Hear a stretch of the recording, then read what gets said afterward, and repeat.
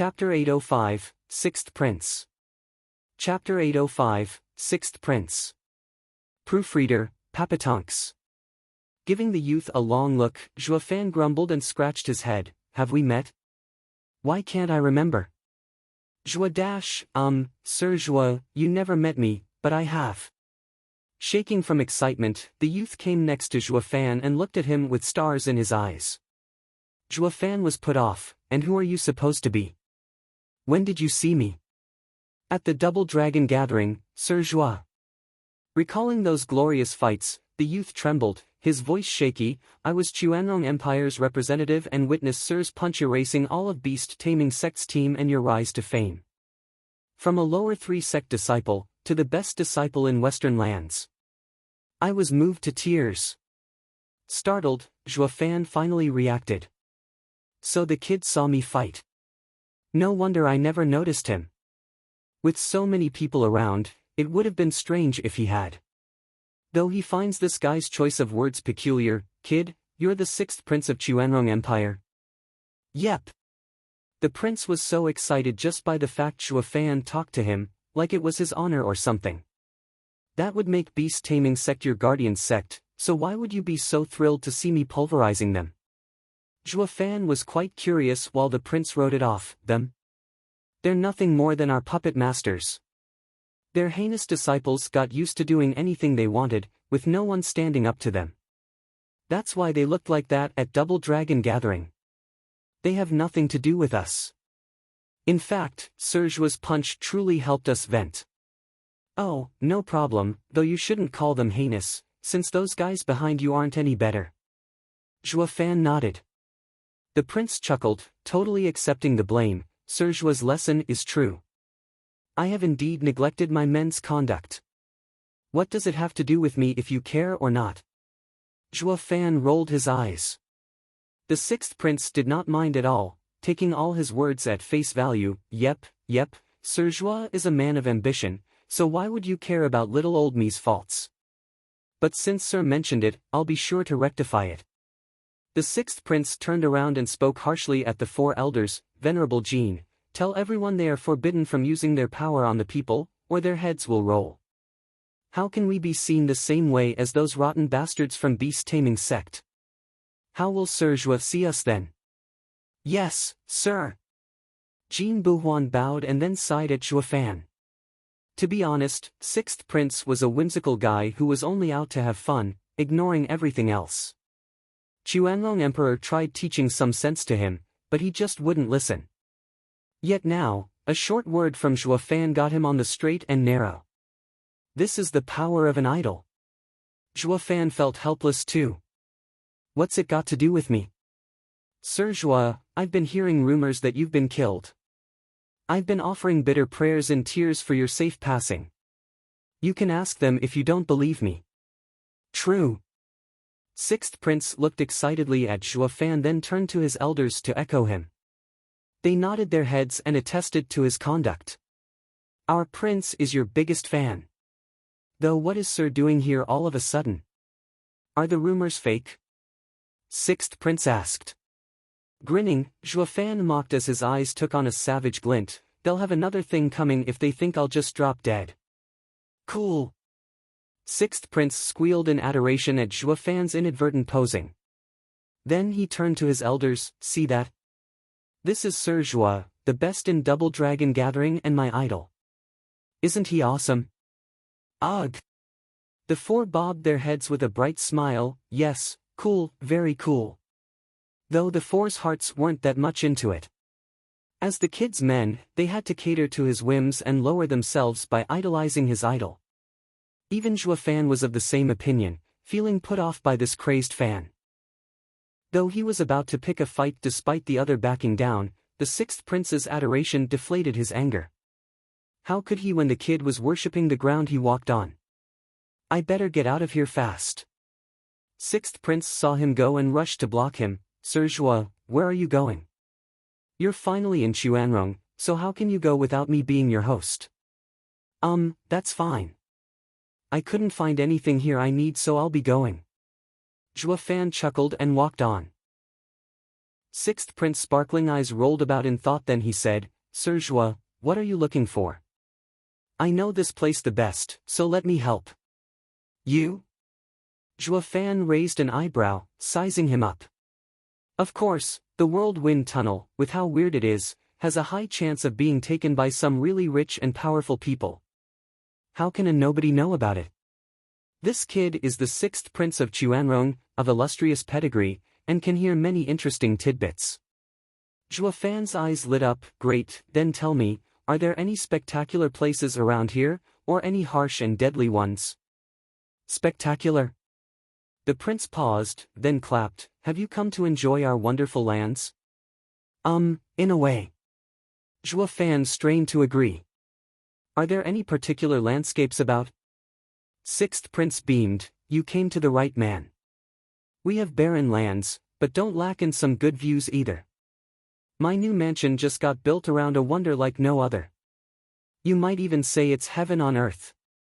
I dare say, you'll never see anything like it in the whole 5 lands. Really? Joie Fan grinned. Sixth prince nodded in pride. Of course, the mighty are bound to steal it from me if they knew of it. Imperial father saw it and wanted to build a summer palace, but I fought him against it and took it from him.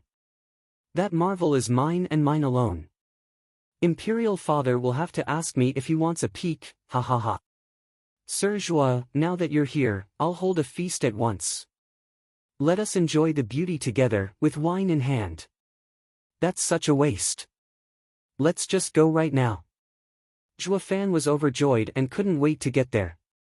Such a godsend, coming right when he was at his lowest. Sixth prince nodded, leading the way with a bright smile.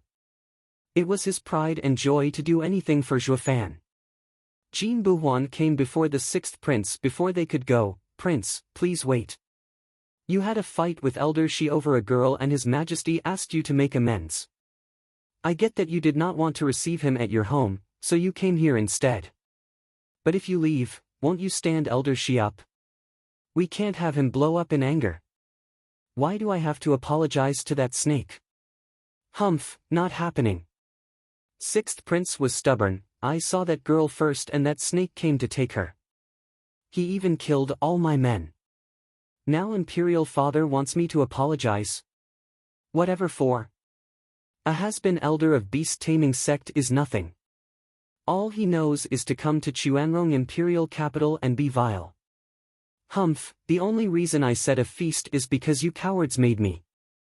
Seeing the prince's attitude, Jean Buhuan shook his head. Prince, it's just some jealousy over a girl. And those guards weren't much worth either. And Elder Shi is an ethereal stage expert that not even His Majesty can mess with. If not for beast-taming sect holding him back, he'd be killing us as well. You have to apologize and settle his anger. You also said they lost power in the beast-taming sect and it's nothing big yet. So let's make it stay like that. No and no.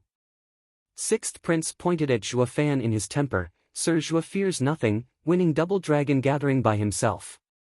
I will follow his example and won't fear that snake.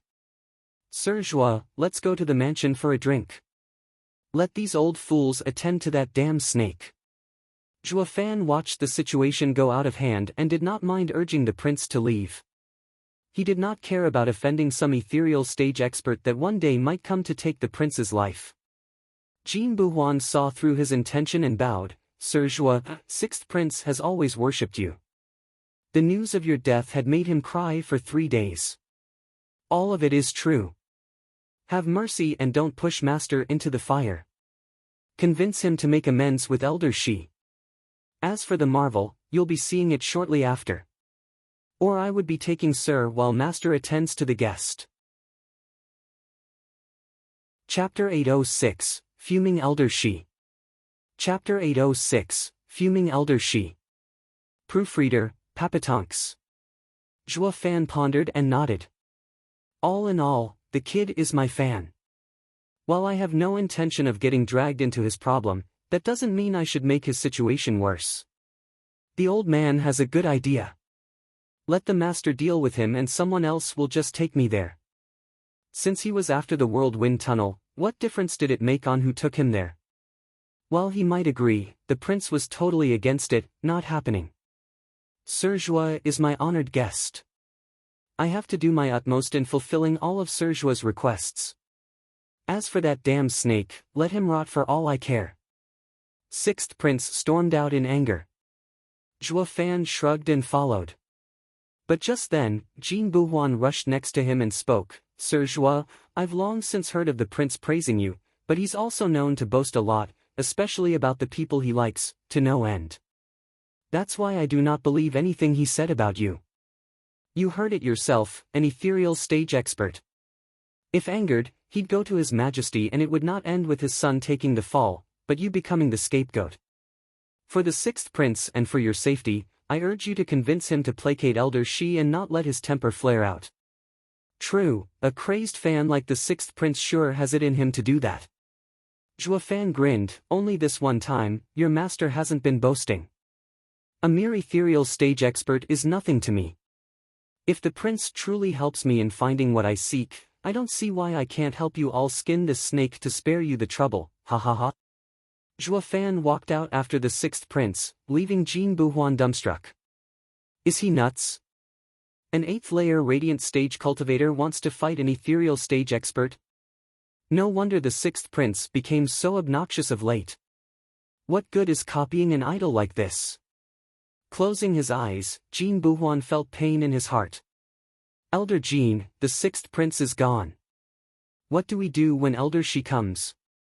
The white elder asked tensely. Shaking his head, Elder Jean sighed, Master is too stubborn and we can only help him. I just hope Elder Shi will accept it.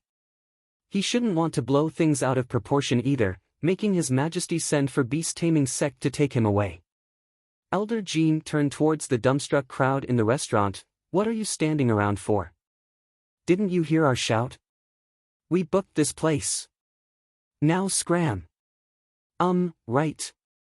They all bobbed their heads and ran like the wind, finally getting their pardon. They were about to lose their lives under Joie Fan's demonic threat, shaking like leaves in fear. Now that they could leave, they were overjoyed they escaped with their lives. Furthermore, the people vowed never to set foot in this accursed restaurant again. The head of the restaurant would have cried if he knew his business had collapsed. Clean this place up and prepare the finest meals and drinks. We're holding a feast. Jean Buhuan eyed the messed up place and shouted. The head of the place and the waiter went to work. In just 15 minutes, the restaurant looked brand new. Slow steps were heard and a youth with sharp eyes approached the locale. Looking it over, his mood sank. When you fall, all want to kick you. I might have made a mistake that one time and the sect threw me out, but I'm still an ethereal stage expert, damn it. The Emperor should be welcoming me. Yet now, a stinking brat is treating me in this wretched shack. Humph, where's the apology in that? Elder Shi, we've been waiting for you. Jean Buhuan shouted as he led his 3 men outside the restaurant to bow in welcome. Elder Shi eyed him coldly. What's this supposed to mean? Where's your lord? That brat isn't welcoming me. Well, please don't be upset, Elder Shi. Wiping his sweaty brow, Jean Buhuan hurriedly apologized. Prince was feeling unwell and could not come, so he had us. Enough. Boom. Elder Shi flicked his sleeve and a powerful gale swept the 4. They left a trail of blood as they flew. Elder Shi gnashed his teeth. You 4 better get this straight. The only reason I tolerated some punk's affront and agreed to this apology feast is all because of Chuanrong Emperor. But since he doesn't care, he forced my hand. Whoosh! Elder Shi shot straight into the air. Jean Buhuan's group cried out, he's going for the 6th prince's mansion. The prince is in danger. Venerable Jean, lighten up. Isn't the prince taking Joie Fan to his other mansion? He's not home right now. Yeah, and besides, we still got time to report. We can't delay or the prince might die. Jean Buhuan bobbed his head, straightened his wounded body and flew away, with blood dripping from him. The other 3 bore through the pain and followed closely. Meanwhile, Joie Fan and the 6th prince arrived at a remote mountain, at a place among a forest where a mansion was perfectly blended with the surroundings. Its guards were profound heaven experts. The prince bowed to Zhuo Fan before the door and smiled, "Sir Zhuo, after you." Zhuo Fan nodded and strolled right in. Sixth prince skipped after him like a good servant, and was happy for it. The guards were dumbstruck. The rash, impulsive, outrageous sixth prince of theirs knew how to be polite. Even when seeing the emperor, this kid would never show any respect. Being the youngest, his majesty doted on him, which made him grow up without any restraints. The fact that he gave up and let his son have this spot for his mansion showed just how much he cared. But now... Hey, who's he? Why is the prince acting like that? Don't know. Maybe the father-in-law or brother-in-law. Why else would he be more respectful than when seeing his father? Oh, so the prince finally met his other half. It's good that he stopped visiting brothels, ha ha ha. The guards whispered while the sixth prince led Zhuo Fan to a large building. Zhuo Fan shot the prince a puzzled look. Grinning, the prince pointed at it, "Sir Zhuo, the magnificence of the land can only be enjoyed in the truest sense from atop this building." "Oh, really?" Zhuo Fan frowned, though not bothered that much. Since the wind tunnel couldn't be just seen, might as well just play the guest. And so, the prince took Zhuo Fan 18 stories high, to an elegant room. The prince then walked to the window and opened it, letting in the fresh breeze of humid mountain air. Beyond the window was a 300-meter waterfall. Its immense drop felt like it was descending from the heavens above. Zhuo Fan was stunned, turning his stiff face around. "Sixth prince, is this the view you were talking about?" "Yes, isn't it marvelous?" The prince spoke with pride, "Sir Zhuo, you know as well how poor the land in Xuanrong is. Such a waterfall is a rarity. That's why I had an array place to hide it and only enjoyed from this place. Even Imperial Father can only come once a month to appreciate this wonder while I can come every day, ha ha ha. Sir Zhuo, this view is great my ass." Zhuo Fan snapped as he rained curses, "The waterfall is nice and that's it. There's plenty more like it in Tianyu. You think I wasted my time coming here for this thing? I wanted a place with strange occurrences, out of this world even. Something like getting in but can't get out, or a spot where meditating a day equals 10 years. The sixth prince looked like a hurt puppy with his lowered head, "But, didn't you say you came to see Xuanrong's scenery? This is the best we could find." "It's fine, I was wrong here for not being clear. It seems Xuanrong doesn't have what I seek. I'm leaving." Zhuo Fan sighed and turned away. The sixth prince rushed to stop him. "Wait, Sir Zhuo. You're leaving so soon. At least stay for a few days." "No thanks. It seems the sketch is useless. I'll go look someplace else." "Hold on." The prince cried, You said you wanted to see strange places. Well, Big Brother has such a place. I'll take you there." "Your brother?" "Yes, my elder brother, Xuanrong's crown prince." Sixth prince nodded, his eyes shining with hope. Chapter 807, Suicidal. Chapter 807, Suicidal. Proofreader, Papatonks. Zhuo Fan nodded after a pause. "All right, let's go to your brother." Sixth prince perked up, skipping over to Zhuo Fan and about to lead him like an overexcited child. Zhuo Fan chuckled. "He really is my greatest fan. Is he that happy to be around me?" "Sixth prince, run. Elder, she's coming." A shout came from the window and the two saw Jin Buhuan's group covered in blood and collapsing from their flight, spitting blood again. Sixth prince helped them up. "What happened, Venerable Jin? Why are you all like this?" "Cough, run, prince. Elder, she went on a killing spree to your mansion. We used this chance to warn you. You have to get to the imperial palace.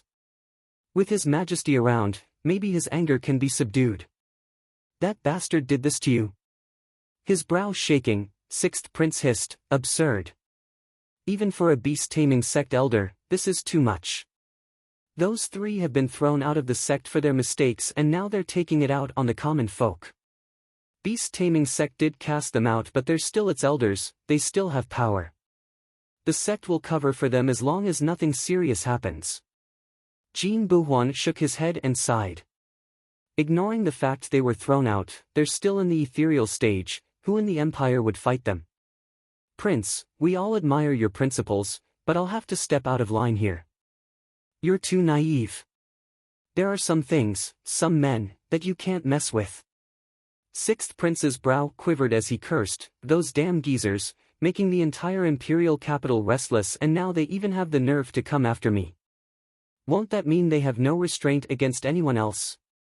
How can we rule the Chuanrong Empire in this state? No, I have to plead that imperial father to remove those 3 bastards. It's no use. Of course His Majesty would want that as well, but no one is strong enough. Jin Buhuan was filled with pain. Those 3 geezers got kicked out of beast taming sect and now are running amok. Sixth Prince shook in anger, but then he suddenly went still and peeked at Zhuofan. In the end, he spoke his mind. Sir Zhuo, what do you think I should do? If I weren't here, your best bet would be hiding in the imperial palace. And you old coots, you were better off sending someone to give us a message while going to imperial palace to seek help instead. Jin Buhuan jerked and facepalmed in regret. Why didn't I think of that? Right, I should have sent someone to report to His Majesty. What am I to do since you're here then? Ignoring Zhuofan's proposal, Sixth Prince wanted to know his stance, whether he'd help. Zhuofan spoke calmly, nothing at all. As long. What? Sixth Prince asked in hope. With an evil grin, Zhuofan replied, as long as you take me to the strange place of Crown Prince, you can then do like I suggested, hide in the imperial palace. Ugh! The prince's face twitched. He knew Zhuofan's power, yet the man refused him in the end. Humph, Sixth Prince's life is at an end and you still want to go to Crown Prince? Jin Buhuan growled, Sixth Prince treated you like a guest and this ridiculous idea is your reply. I knew you wouldn't want to get involved as you're not in the ethereal stage, but at least your plan is sound. Zhuofan admitted, then you go hide in the imperial palace while I go see Crown Prince alone. The great Crown Prince's manor should be an easy find. Zhuofan shot to the skies. Wait, Sir Zhuo. Let me take you. Sixth Prince rushed after him. Jin Buhuan shook his head and followed as well, about to blow a gasket. Prince, let him go. Your safety's more important. I can't let death scare me from living. The great Sir Zhuo I admire is now here, so how can I not go hang out with him? The prince glared and rushed on, Sir Zhuo, wait for me. They quickly left the building and went away. Whoosh! Just then, a savage cackle resounded, ha ha, brat, so this is where you are. You offended me and against my better judgment, I decided to hear your father out in letting you apologize. But you actually stood me up. Humph, now even if the emperor pleaded for you, it still won't save you. Damn, elder, she caught up. Why so soon? Jin Buhuan rushed to protect the prince. The ethereal stage expert floated down, looking at the 4 elders with a twisted smile, mere radiant stage cultivators. Don't you know the fear of ethereal stage experts? Sixth Prince, today is the day you, ugh. Elder, she looked at the prince's grave face, but then he paused. His face twisted like he saw his worst enemy, you. Elder, she stared at Zhuofan next to the prince. Zhuofan paused, looking around, but didn't see anyone. Stop faking. I'm talking to you. Elder, she clenched his fists, his bloodshot eyes squinting at Zhuofan as his rage exploded. 8 years have gone and now I finally get to meet you again. Scratching his head, Zhuofan asked, stumped, we know each other? No? Haha, not just that. If it weren't for you, bastard, I would have never been thrown out of the sect and lived miserably like this. Howling in sadness, Elder Shi's eyes reflected only hatred. I had nightmares more nights than I could count about that white hair and those eyes. I swore to never forget the pain you brought me. Zhuofan was perplexed, what's your beef with me? Why can't I remember you?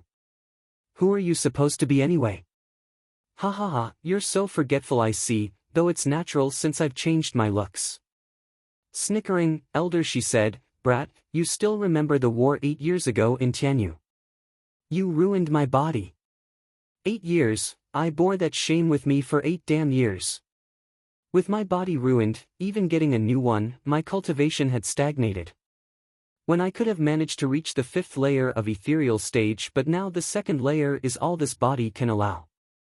But this wasn't the reason for sect leaders' banishment. It's all due to losing that war and letting the demon scheming sect grab hold of proof of our involvement. Then the other 2 sects forced our sect to pay up in spirit stones, making us the criminal. Henceforth, my path was ruined, abandoned by the sect as well. All of this is your fault. You ruined my life. Brat, now that we met, I'll end you and 6th Prince, getting rid of all the rancor. Ignoring the cawing, Zhuofan squinted in thought, then exclaimed, oh. So that obscene snake shed his skin. Almost didn't recognize you there. He, Sir Zhua, it seems you're involved now. You can't stand aside as it is. 6th Prince was overjoyed. The 4 elders were startled. What use would he have if he joins? We're all in the radiant stage anyway, unable to face an ethereal stage expert. Only the prince had complete confidence in Zhuofan. Scratching his nose, Zhuofan nodded, yeah, I can't go around going easy on my enemies, now can I? Since I already suffered for it once. Zhuofan's eyes flashed with coldness and bloodthirst. Elder she shook for some reason, feeling like a beast had its eyes on him and sending a deep-seated fear in his bones. But then he shook his head to shake it off. There's no way. He's just a radiant stage punk. How can he threaten me? Boom! Before he could make sense of it all, an explosion resounded. A force like no other shot through Elder Shi, the large building behind him, and then stopped in the large waterfall where it went off. A tornado of dust engulfed the sky, mixing with the water turned into mist, roaring as it grew, linking heaven and earth. When the dust finally settled, what reflected in everyone's eyes was utter destruction. The 18-story-high building was gone, so was the 300-tall waterfall. But what was more important was that Elder Shi was nowhere in sight. Everywhere the people look, they were welcomed with a flat and barren land. Zhuofan lowered his fist, his eyes cold, annoying. SSS.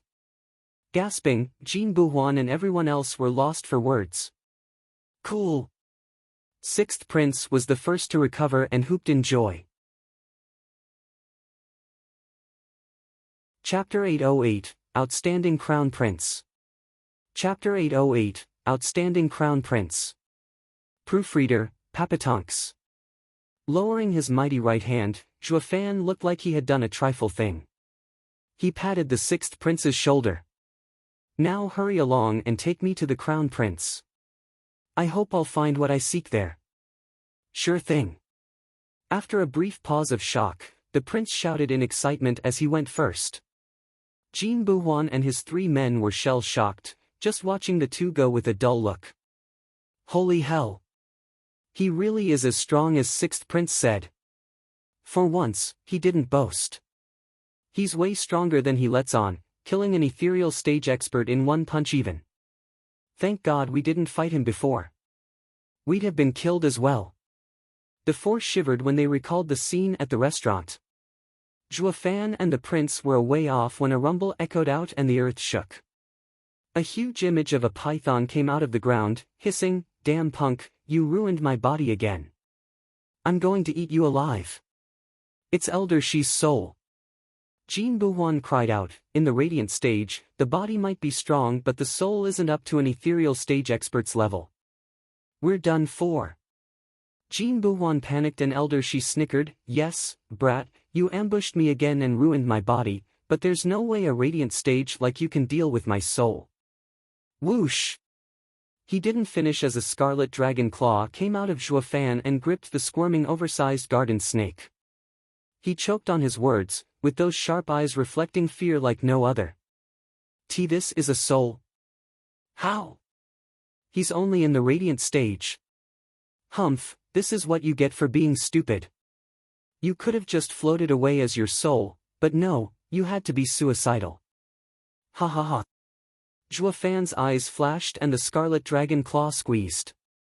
The oversized snake wailed one last time as it was reduced to motes of spiritual energy scattered around. The dragon claw went back to Zhuofan and resumed following Sixth Prince like nothing happened. Jin Buhuan's face twitched with a dumb look. As they watched Zhuofan going about his way, they all had the same shocked look and idea. Since when can a radiant stage cultivator form his soul? A true freak. Meanwhile, a man and a woman were sitting in a pavilion next to a graceful lake. The man wore a crown and was presentable, stacked in jewelry. Though his elegance was ruined by his sinister smile, especially when aimed at the woman next to him. As for the woman, she was a beaut, bright eyes, sculpted eyebrows. Alas, the image was marred somewhat by her constant frown. Around them were singing and dancing girls.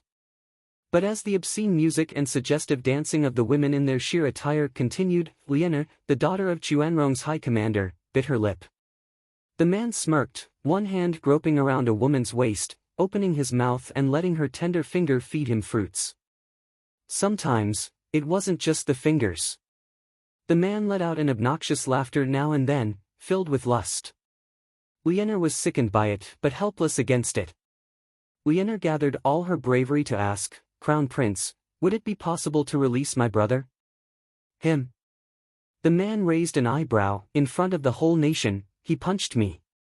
How could I just let him go after his blatant disregard for authority? Clenching her fists, Lianer bit her lip harder. "Brother was wrong in striking your highness, but he was doing it to protect me. It was all my fault.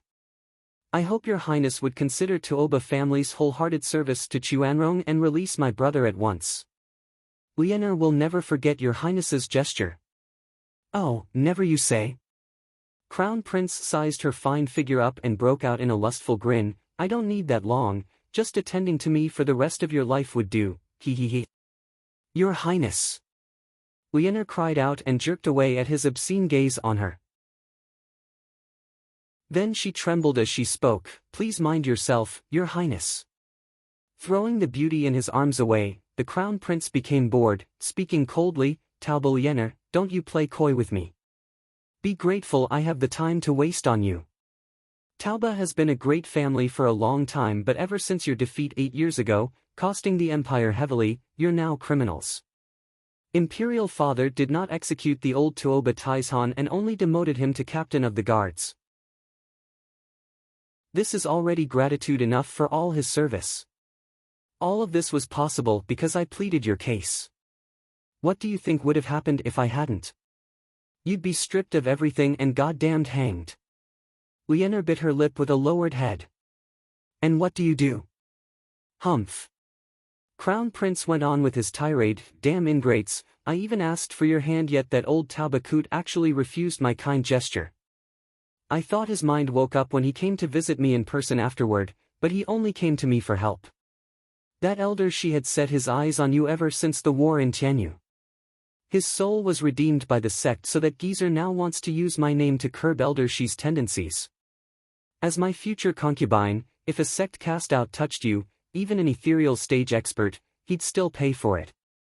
Shaking all over, Lianer lowered her head in silence. The crown prince walked before her with a hard face. "I accepted becoming your shield, but as long as you're mine. That old coot won't ever touch you then. But you just don't know when to quit. Saying you want to be with me only to drag out the wedding. This has been going for 8 years already. Are you taking me for a fool you use for your own amusement?" "Forgive me, your highness." Jerking, Lianer faltered with teary eyes. Looking at her pretty face with a dead look, the crown prince caressed her soft cheek. As she shivered, his eyes shone with desire, shouting, "I don't need your apology, I want you." The crown prince threw himself at her and hugged her, wanting to take her by force. "No, your highness." Lianer struggled and wailed. In the end, she had to use her yuan qi to throw him off. He broke 4 stone pillars and wailed in pain. The crown prince, in his ostentatious attire, a pill-grown peak profound heaven expert, had just been thrown on the ground by a girl in the 8th layer. His never-ending lust had sapped his body of all the power that would make his cultivation high. He was the very opposite of Zhuofan. While Zhuofan's strength overshadowed his cultivation, Crown Prince's was nothing but an empty shell, worse than that of some rich boy. Getting a grip on his aching body to stand up straight, Crown Prince was enraged. "Why you? Your Highness, it wasn't on purpose," Lianer cowered, on the verge of tears. Panting like an animal, the Crown Prince snarled, "You have the glory of becoming my concubine, far above those dissolute women. But over these 8 years, despite not getting married, I not once got to touch you. When I tried to get closer, your brother punched me, and today you do this. You're my concubine, yet I'm forced to go to someone else. And no, your Highness. Please listen. Enough." The Crown Prince shouted in anger, "Guards, bring that Tuoba Lu Feng." "Yes, sir." At his order, a few men left to carry it. Soon they had a tied and familiar man brought over. He looked roughed up, judging by the battered face, though his features were still clear enough to see he was Tuoba Lu Feng, Commander Tuoba Tieshan's sole son. Only now, the young commander was wretched, having lost his heroic heir years back. Chapter 809, Take Her and Run. Chapter 809, Take Her and Run. Proofreader, Papatonks. Brother. Lianer saw her brother having experienced torture under the Crown Prince, and her heart was in pain, with tears in her eyes. Tuoba Lu Feng cried out, "Sister, what are you doing here? Run!" "Humph, why else would she be here if not to plead for you?" The Crown Prince grinned, "Laying your hands on a member of the imperial family is punishable by death. No matter who pleads for you in court, I have the final say if you get to be released. I can even have the Tuoba family removed from the Chuanrong Empire." "Ha ha ha, Tuoba Lu Feng, everyone says you're a brilliant warrior, a wise young commander, so why were you so impulsive to hit me? That punch has shattered the future of your entire family."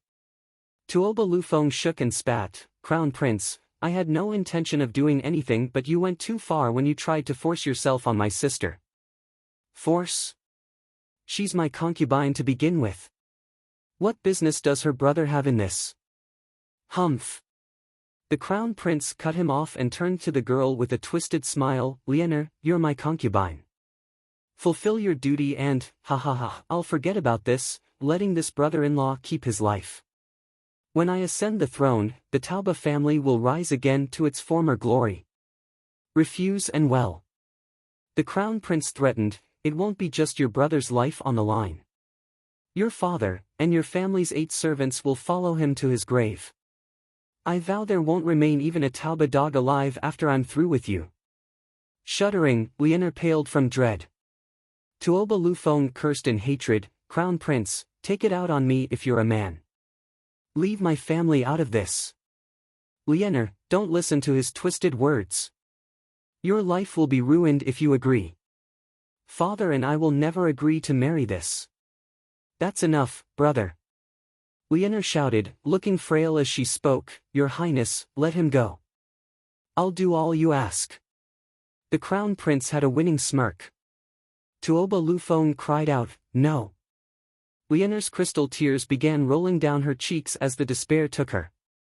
"Your Highness, 6th Prince is here with a strange youth. He requests an audience."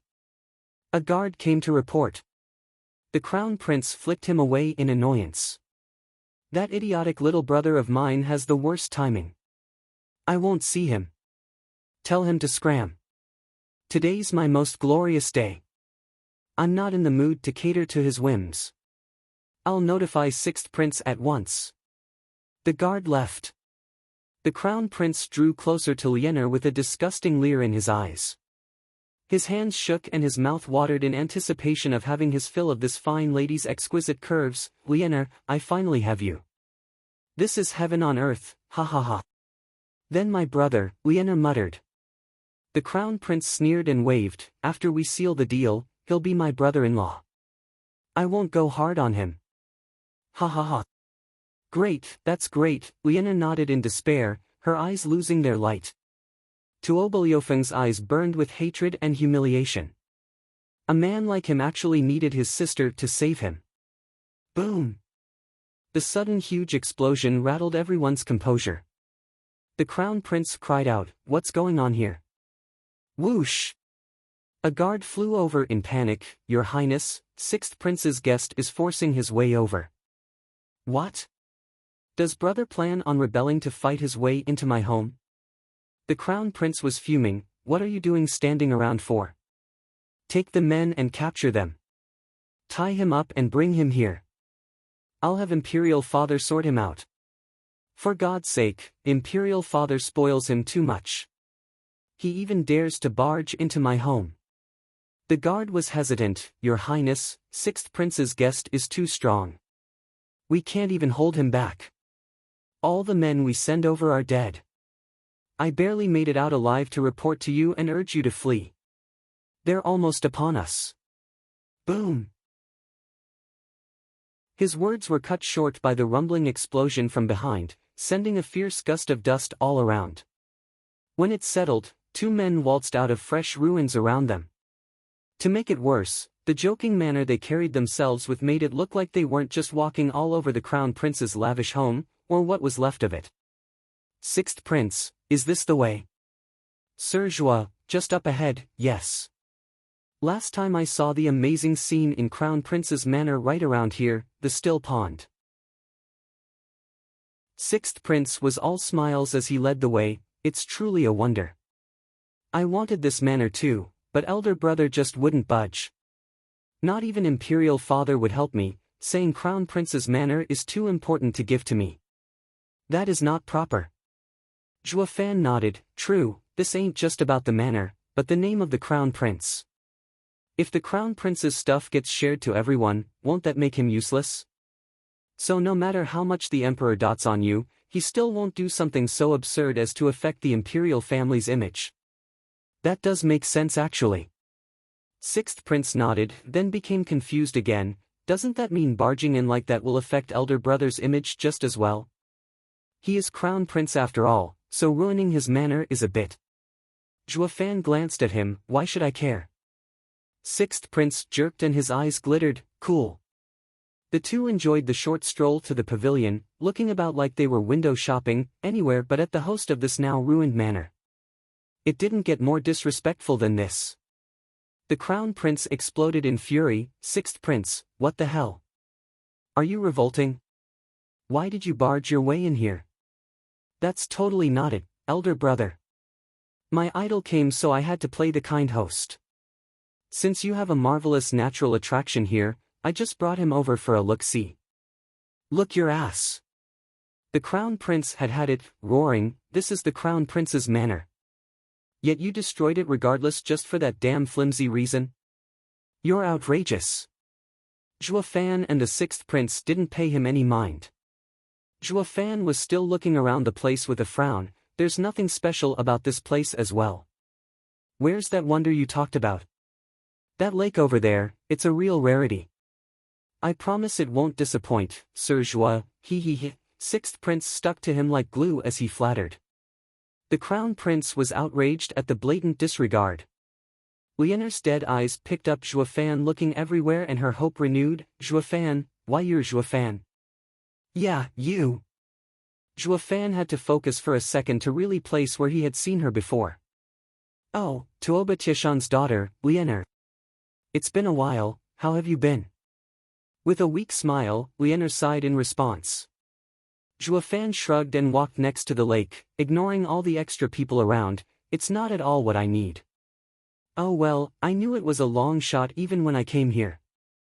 Sigh. "So where exactly is this amazing scenery, Sixth Prince?"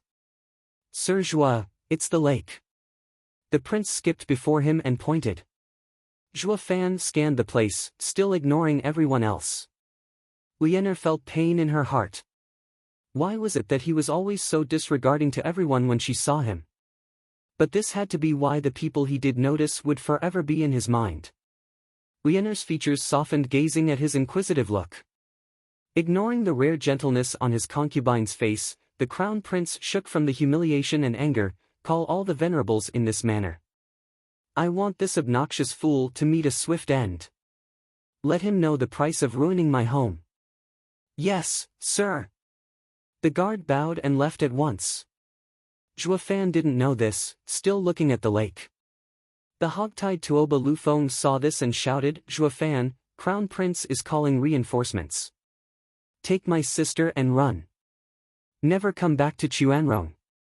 Ah, who's he now? Zhuofan turned to where the voice came from. Chapter 8:10, Thrashing Crown Prince. Chapter 8:10, Thrashing Crown Prince. Proofreader, Papatonks. The Crown Prince's eyes were on fire from the hatred he put in his glare at Tuoba Lufeng. He went over and kicked the tied-up young commander into the air. Humph, you must have a death wish inviting enemies. Brother! Lianer cried out. Zhuofan looked on with a frown at the unrecognizable Tuoba Lufeng from all the beating. He then nodded, You're that guy playing commander back in Tianyu, Tuoba Lufeng? My, how cool you are now, almost can't hold it in even. Smiley face, a play on words, since the same character is used for cool and commander. Sixth Prince grinned, Ha ha ha, Sir Zhua, do you have something against young Taoba? He's in serious trouble right now, yet you're still being mean? Lianer glared at Zhuofan in anger. Well, on the last battlefield we were on opposite sides, though nothing more than that. Shrugging, Zhuofan had a flat look, returning to inspecting the lake. Sixth Prince, where's that marvel you keep talking about? Tuoba Lufeng shouted in panic, Zhuofan, Crown Prince has many experts. Don't be reckless and wait for them or it'll be too late. I only hope you take my sister with you when you go. Help her out of this hell. God damn it.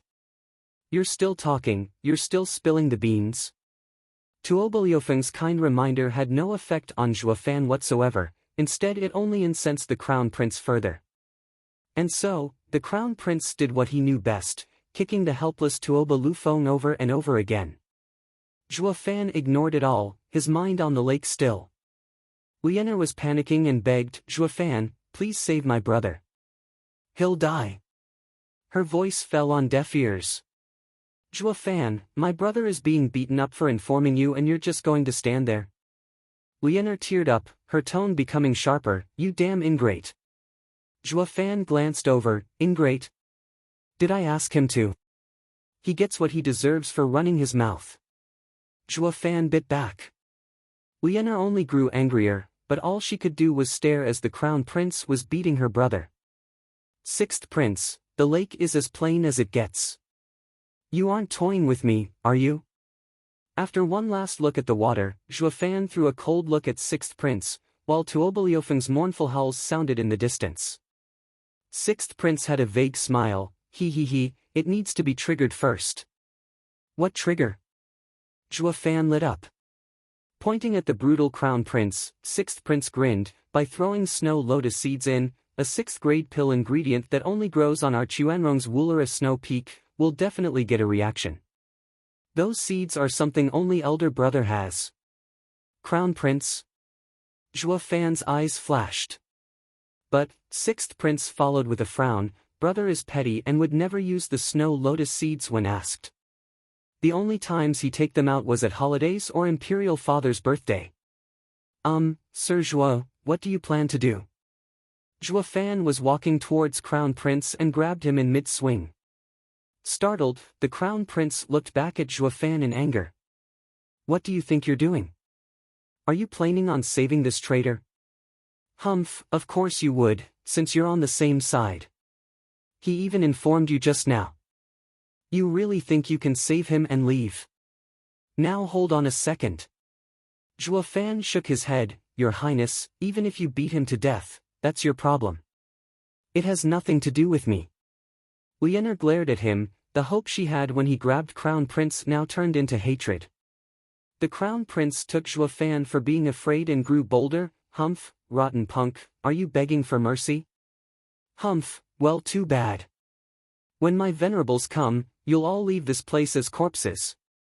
Oh, let's just leave that for later. Zhuofan was calm as he spoke, I just need a snow lotus seed from you. I want to see just what fascinating spectacle you got here. Snow lotus seed? The crown prince mocked, you want to see the beauty of this marvel?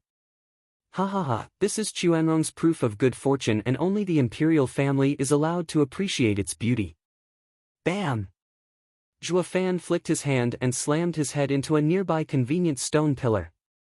The crown prince's delicate features were now marred with blood, and even some teeth fell off. This was how an eminent figure was reduced to a grotesque creature, looking worse off even when compared to the beaten Tuoba Lufeng. Startled, all were shocked Zhuofan was actually so savage against the crown prince. Bringing crown prince's head around, Zhuofan spoke coldly, the snow lotus seed. Don't even think, my men are coming. Bam! Zhuofan returned to having crown prince's face make intimate and brutal contact with a hard rock, again and again for good measure. When he thought it was enough, he brought crown prince around, his face unrecognizable. The snow lotus seed. Zhuofan demanded. Why you? Bam! The snow lotus seed. Bam! Zhuofan just kept on smashing his face into a rock while asking. The crown prince might think himself some big shot from the imperial family, but Zhuofan thrashed him all the same, until he bawled. The snow lotus seed. Zhuofan roared this time but crown prince had long since fallen silent. Enraged, Zhuofan returned to smashing, but then he noticed the flailing arms, pointing at his bloody and toothless mouth. Zhuofan now realized the guy was unable to speak. The victim pointed to a building on the side as he groaned in tears. Pondering for a bit, Zhuofan looked at Sixth Prince, is he saying the seed is in that building? Sixth Prince, you know how it looks, so go look for it. Sure thing. The prince laughed and skipped over to the building. He didn't so much as bat an eye as his dear elder brother's face was tenderized into an unrecognizable slop. He's one evil brat. Zhuofan thought, flicking his hand and throwing the limp crown prince away, returning to the lake and staring down at it. Lianer and Tuoba Lufeng were dumbstruck. Zhuofan was cold as a rock when talked to, but when he struck, he was a volcano. Even Lianer felt a pang of sorrow when looking at the new makeover done on the crown prince's face. No matter how big the grudge, such an outcome is too brutal. Going after his face when it was so charming before. But then the two awoke at the dire situation they were in. Oh no! Tuoba Lufeng shot to his feet and shouted, Zhuofan, by harming the crown prince you became Chuanrong's enemy. Take my sister and go. You won't make it out when the experts come. Lianer looked tense at Zhuofan then at Tuoba Lufeng, brother, why don't we just go with father and the rest? This place doesn't want us anymore.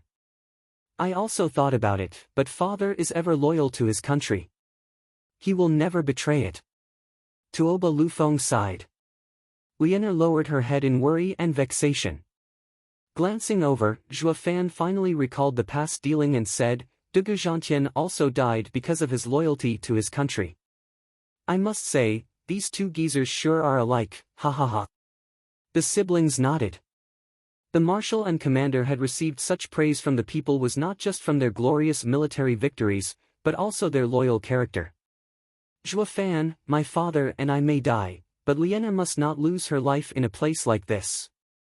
All I ask is that you take her, let the Tauba line go on. No, I still need to see the spectacle here. Tuoba Lufeng begged Zhuofan once more but Zhuofan refused, his reason only making the brother feel helpless. Brother, is that eye candy more important than our lives? Eye candy? Zhuofan frowned. Is that all this place amounts to, some fancy view? A laughter broke his concentration, ha ha ha, you think you can just walk away after ruining Crown Prince's home? Are you taking us for props? 9 powerful energies surrounded the place as elders appeared before them. Damn it, the 9 venerables of the Crown Prince Manor are here. They're at the 8th or 9th layer radiant stage, with 4 even at the peak. We're doomed. Tuoba Lufeng cried. Lianer clenched her clammy fists, while Zhuofan frowned. Not because of the elders, of course, but that he got to the wrong place again. Chapter 8:11, Stop bothering me. Chapter 811, Stop Bothering Me. Proofreader, Papatonks. Whoosh.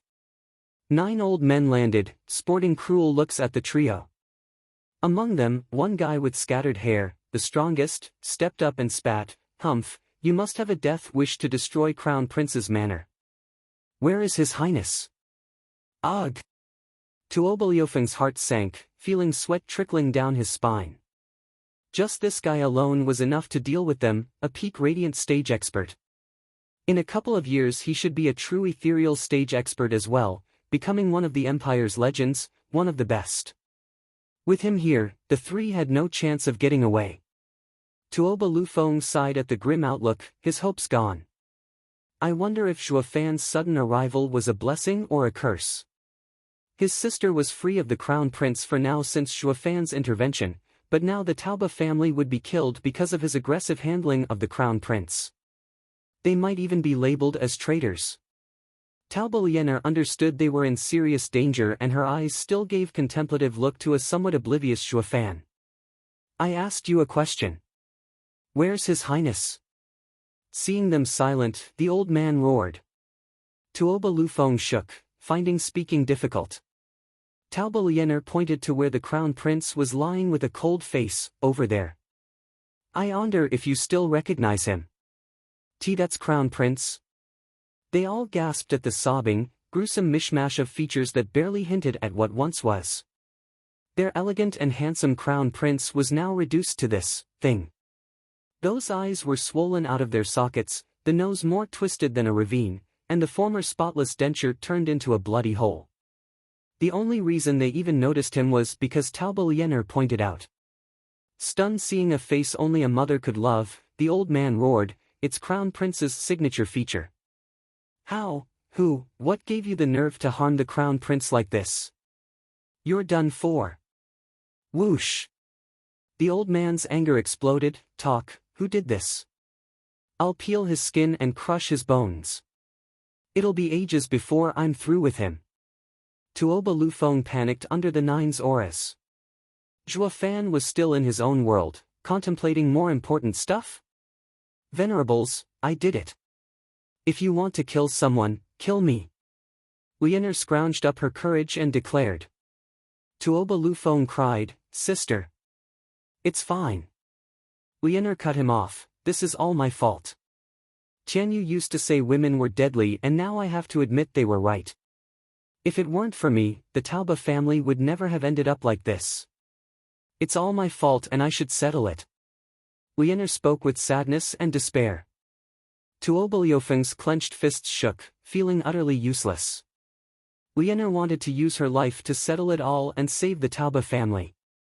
No, the family was already finished. She was giving him and Zhuofan the chance to get away.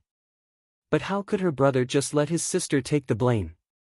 Tuoba Lufeng roared at Zhuofan, Zhuofan, you bastard, is that how a man behaves, letting a woman take the fall for you? Brother! Liener cried out, having made up her mind. So why was her brother dragging Zhuofan into this? Tuoba Lufeng was firm when he saw Liener's despair. Harming the Crown Prince was a heavy crime, akin to assassinating a royal member or rebelling. He could not let it hang over Liener's head. All of this happened because Zhuofan showed up. The 9 venerables finally noticed Zhuofan that they ignored since he looked so quiet to the side. The 9 people tensed. 8th layer radiant stage. He does have the power. The leading elder squinted and snickered, I see what's going on. You're the one who made a mess of Crown Prince's manor.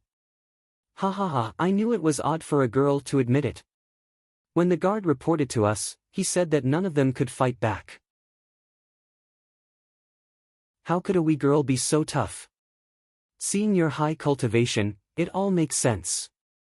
If we 9 hadn't come, none in the Crown Prince manor would be able to hold you, ha ha ha. Zhuofan's mind was still processing. The leading elder took it for cowardice and mocked, ha ha ha, here I thought you had guts when attacking Crown Prince but now I see you're full of it. It's understandable, as not even an 8th layer radiant stage cultivator can escape from us 9.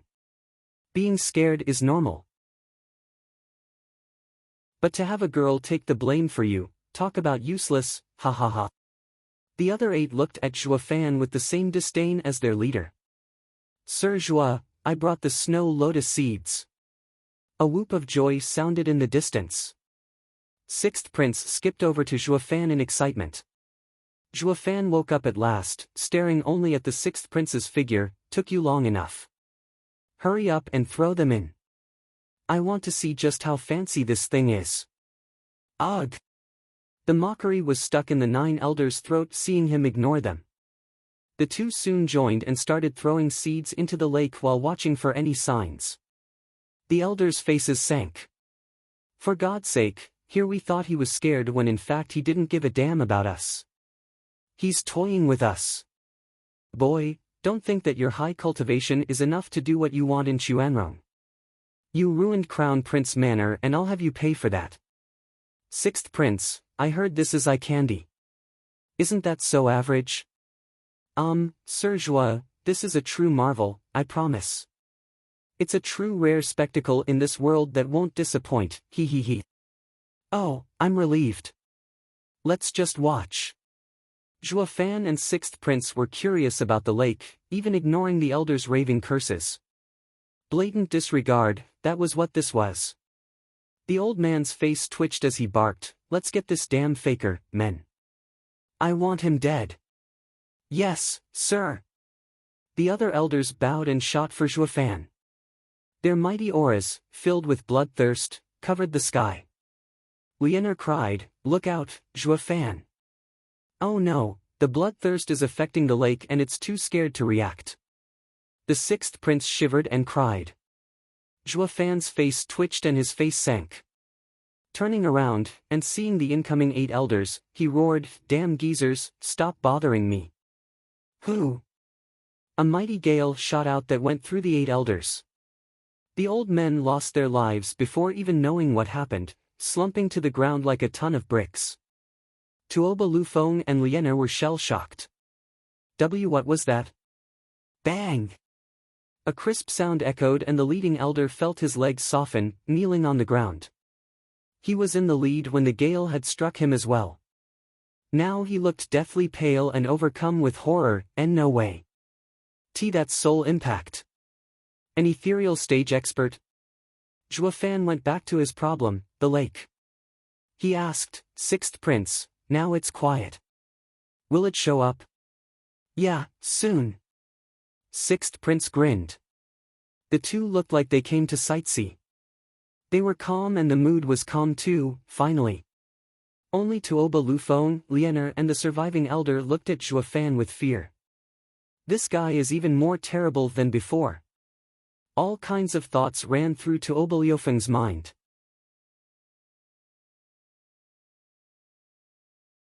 Chapter 8:12, Flower Fairy. Chapter 8:12, Flower Fairy. Proofreader, Papatonks. 15 minutes later, the still lake rippled. The snow lotus seeds floated inside, releasing bubbles. As each bubble burst, the seed below it was gone. The ripples became more and more numerous. Juefan looked focused, watching as flowers floated to the water surface from deep below, swaying in the sunlight. A total of 1,000 flowers appeared, moving about as if they were dancing. Juefan's eyelid twitched, looking straight at the Sixth Prince. The prince was smug. Well, Sir Jua. Isn't it fab? He he he. Juefan nodded. If it were only a couple of flowers having spirituality, it wouldn't be much, maybe it was something related to their species. But with 1,000 different flowers all showing the same reaction, living at the bottom of the lake, now that was different. Just what was the deep hiding for such a scene to occur? Is there really a whirlwind tunnel in here? Juefan asked the Sixth Prince, you just say this won't be just some eye candy, a fancy view. What did you mean by that? He he he, well. The Sixth Prince wiggled his eyebrow with a vague smile, revival, something I bet not even Sir Jua has ever experienced. Revival? Juefan frowned. Understanding his thoughts, the Sixth Prince skipped over to the ghastly-looking Crown Prince. My elder brother is the perfect candidate for Sir to witness this event. Sixth prince grabbed snow lotus seeds and threw them high, shouting, "Eat it, flower fairy!" Bang! With a loud burst, the lake exploded, with a water sprout jutting out and wiggling in the air to catch them all. Then it shot back into the lake, sending a shower of fine water droplets. Each drop released a faint golden glow in contact with anything. When they touched the crown prince, one could see how with every drop, his disfigured face was recovering. Even his teeth grew back. Even the somewhat far Tuoba Lufeng, who the golden glow did not reach, was healed in moments. Zhuofan was looking inquisitively, hand on his chin, quick recovery, along the lines of my returning dragon's roar, if not stronger. Sir Zhuo, well, isn't it amazing? The sixth prince grinned. The crown prince shot to his feet, looking at Zhuofan with fear. Then he scurried away, wanting nothing to do with him. Zhuofan nodded, taking one step to pop in the crown prince's face. He grabbed his skull, cracking it on some random rock and giving him that revolting look again before throwing him to the ground. "Why?" The crown prince wailed, his bloody and toothless mouth straining to speak. "I didn't do or say anything." "So why?" The sixth prince was curious as well. Zhuofan shrugged, "It'll be more peaceful without his bullshit poisoning the air again." "This works?" The sixth prince started. The crown prince cried, filled with grief. Yes, this worked like a charm. While the Taoba siblings looked at Zhuofan in silence, he was the only one running his mouth and showing off. His Highness had been a victim to maltreatment twice now, at the hand of the same demon, yet the second time made no sense. This was just not Crown Prince's day. He got beaten in his own home and twice on top of that. Ignoring the others, Zhuofan stared at the lake, then at the 8 dead elders. It was obvious the golden glow was not capable of true revival, only good at healing, just that it was far stronger than most pills. With them having their soul crushed, there was no way to make a comeback. Next was finding out where this golden glow came from. Zhuofan lifted his right hand, covered in a red and brutal glow. Qilin arm. Zhuofan flicked his hand right at the lake. Boom! The motion was that of a savage sword, splitting the lake in two. The water towered up to 300 meters as it rumbled to the sides. It left the lake bed completely exposed.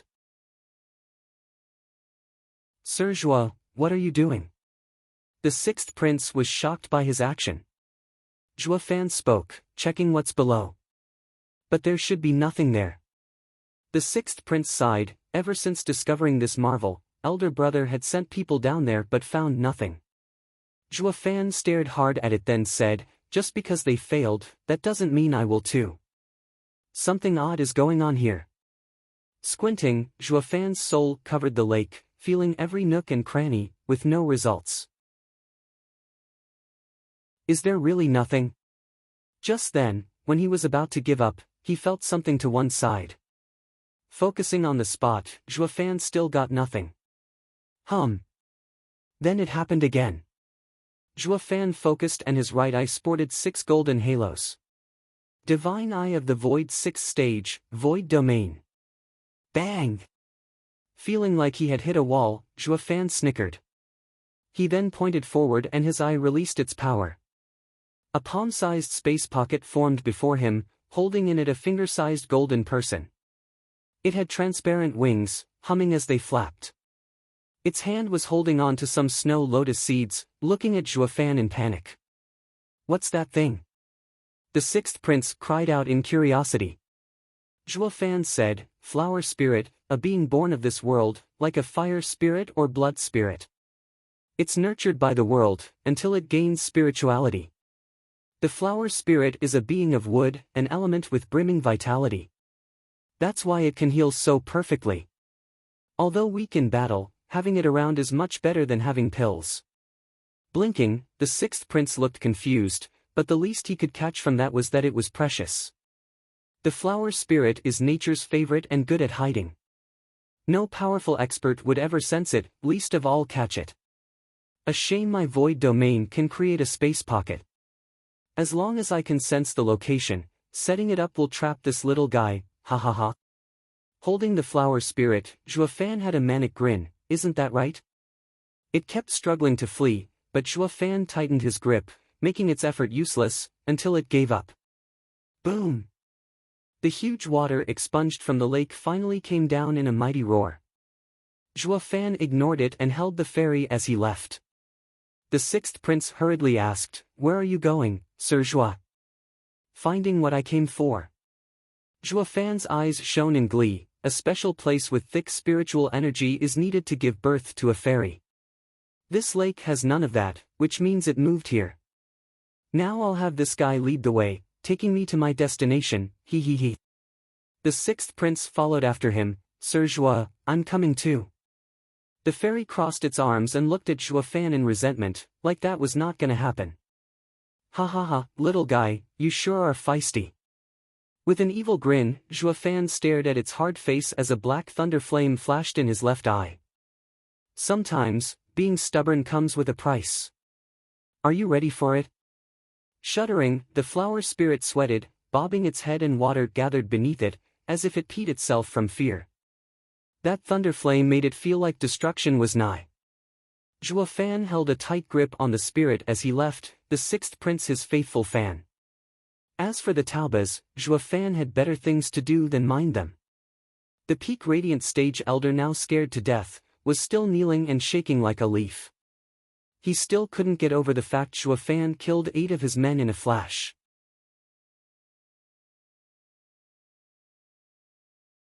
Chapter 8:13, Unstoppable.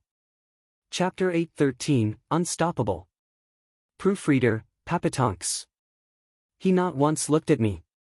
Watching Zhuofan's back, Liana's mood fell. She started off feeling despair, then hope, then shock, then despair again. But she ended the cycle with anger. Tuoba Lufeng sighed, "Liana, cut me loose and remove the seal on me." Right. Liana now recalled her brother's predicament and rushed to release his yuan qi. Tuoba Lufeng finally got his freedom back. Looking around, seeing the old man lost in his own world, Tuoba Lufeng said, "Liana, this time it's grave. We best rush to father. We have to try and flee with him. With the crown prince's manor ruined, the consequences are dire. Zhuofan is an uncaring monster, stirring things up and making us suffer for it. We have no choice but to flee our home." "Brother, how can you say that?" Glaring at him in dissatisfaction, Liana pouted, "If not for him, we both would have suffered at Crown Prince's hand. I can't even think about what he'd have done." Tuoba Lufeng nodded, "Yeah, while the punk ruined everything, he did help us. We should be grateful for it. But we first have to flee from here and not get dragged into this any further." Liana nodded and the two flew away, leaving the elder behind, still too horrified to react. "High Venerable." Footsteps were heard as a guard looked around to see only the shell-shocked elder. The elder still didn't react.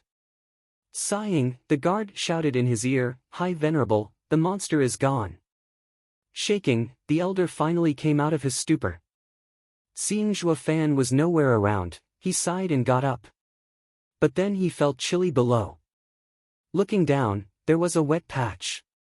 The guard chuckled and the old man went red. His glare wiped the smirk off the guard's face. "Ahem, did that guy leave?" "Long ago." "How long?" 15 minutes. The guard bowed. Squinting, the elder nodded, "Why did you only wake me up now?" "Because the Tauba siblings." Bam! The guard's words were cut short by the old man's palm, slapping him dead. Glancing over, the elder's eyes grew hard. "Damn fool, you think you'll still get to live after seeing all that?" "Humph." The elder's eyes darted around. Assured no one else was around, he took out a fresh pair of pants from his ring and changed. He then rushed to the crown prince's side. "Your Highness, what's wrong?" "Here, take this healing pill." "No."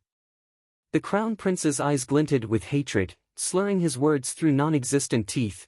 "Take me to Elder Hu, I want them to take revenge." The elder bowed, understood. He grabbed the prince and left.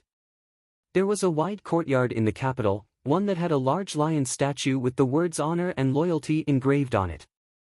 Above the gate were the words Tauba Manor written. Unlike the imposing gate, the wind that blew was a cold and bitter one, carrying with it a bleak tone along with the dust of the capital. Inside the manor, two men sat upright in the middle of the room, the former commander of Chuanrong and the imperial tutor, Han Qianma. Frowning, Tuoba Taizhan hesitated before finally jumping to his feet in revulsion. Guards, summon the 8 wolf wardens. I'm going to Crown Prince Manor myself. Wait, Brother Tauba. You can't let it devolve any further. Han Qianma urged. Shaking his head, Tuoba Taizhan was vexed. Brother, Lu Feng is my only son, now trapped in Crown Prince Manor. How am I supposed to calm down when His Highness is capable of anything? No matter how restless you are, you can't just go with the city guards. Han Qianma shook his head. The minute you resort to using the guards, and against the Crown Prince too, that would be the moment you'll be taken as a traitor. Then no one can save you. Let's say you get to mobilize all the men, what then? You're now the captain of the guards, not Commander Tauba, leader of millions. Commander Tauba Manor is packed with experts, 9 venerables of immense power. Even if you go, it won't make a difference, so what's the point? Bam! Slamming the table, Tuoba Taizhan glared. Even so, as a father, the least I can do is try. Calm down, Brother Tauba. Han Qianma sighed. Why don't we assemble the court's officials and plead to His Majesty, to be lenient on account of your past? Tuoba Taizhan shook his head. No use. His Majesty issued an unbreakable decree this time, leaving Crown Prince in charge of this. Any that interferes will be executed. Who in the court would be willing to meddle in this? Han Qianma sighed. His Majesty is too easy on the Crown Prince, yet cruel to his ministers. People's opinion of him will sour. Master! A cry came as a servant rushed before Tuoba Taizhan. Why, young miss, she? What about her? Tuoba Taizhan cried. The servant girl jerked. Young miss knocked me out and ran away. She must be going to Crown Prince Manor to save young master. Damn that girl! Is she trying to anger me to death? Tuoba Taizhan was panicking, shouting, have the 8 wolf wardens assemble the men, surround Crown Prince Manor. Brother Tauba, you must calm down. No, not this time. At the very least, I'll have the 2 children flee while I shoulder the blame. Tuoba Tieshan's mind was made up. Sighing, Han Qianma shouted after him, Tuoba Taizhan, do you really plan on throwing away all you accomplished? Are you going to become a criminal to Chuanrong? Tuoba Taizhan shook, but his eyes were firm. As the commander of Chuanrong, I have fought for my country all my life, and shall never betray it. No matter how much His Majesty forsakes me, I will not complain. But I am also a father. How can I just sit by and watch my children bear unjust crimes? Han Qianma, today I may be convicted of crimes and my head will hang high above the city gates. I will have no regrets knowing I did all I could for the future of my children. Tuoba Taizhan was soon gone.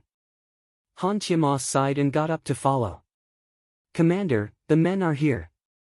We await your orders.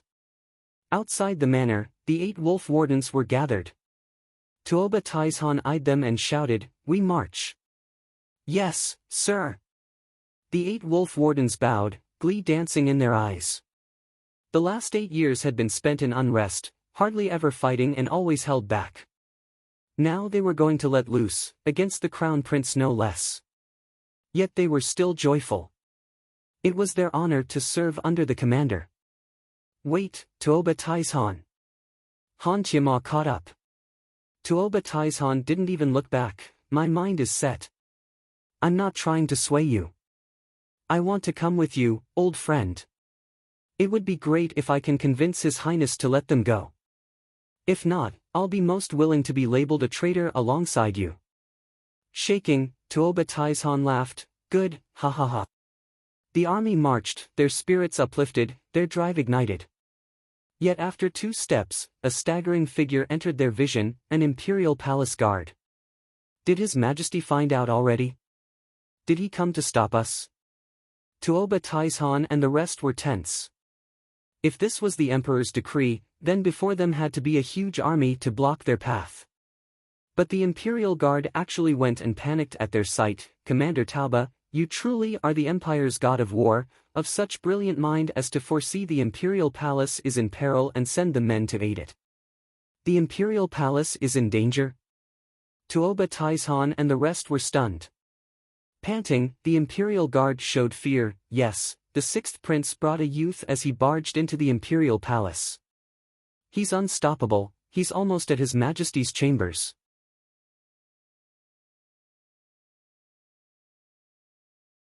Chapter 8:14, Assaulting the Imperial Palace. Chapter 8:14, Assaulting the Imperial Palace. Proofreader, Papatonks.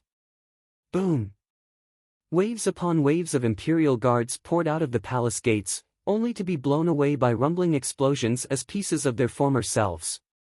With a constant drizzle of blood going on, it marked the dark and cruel end of tens of thousands of soldiers. Zhuo Fan flicked his red right fist and looked uncaringly at the flower spirit held tightly in his left.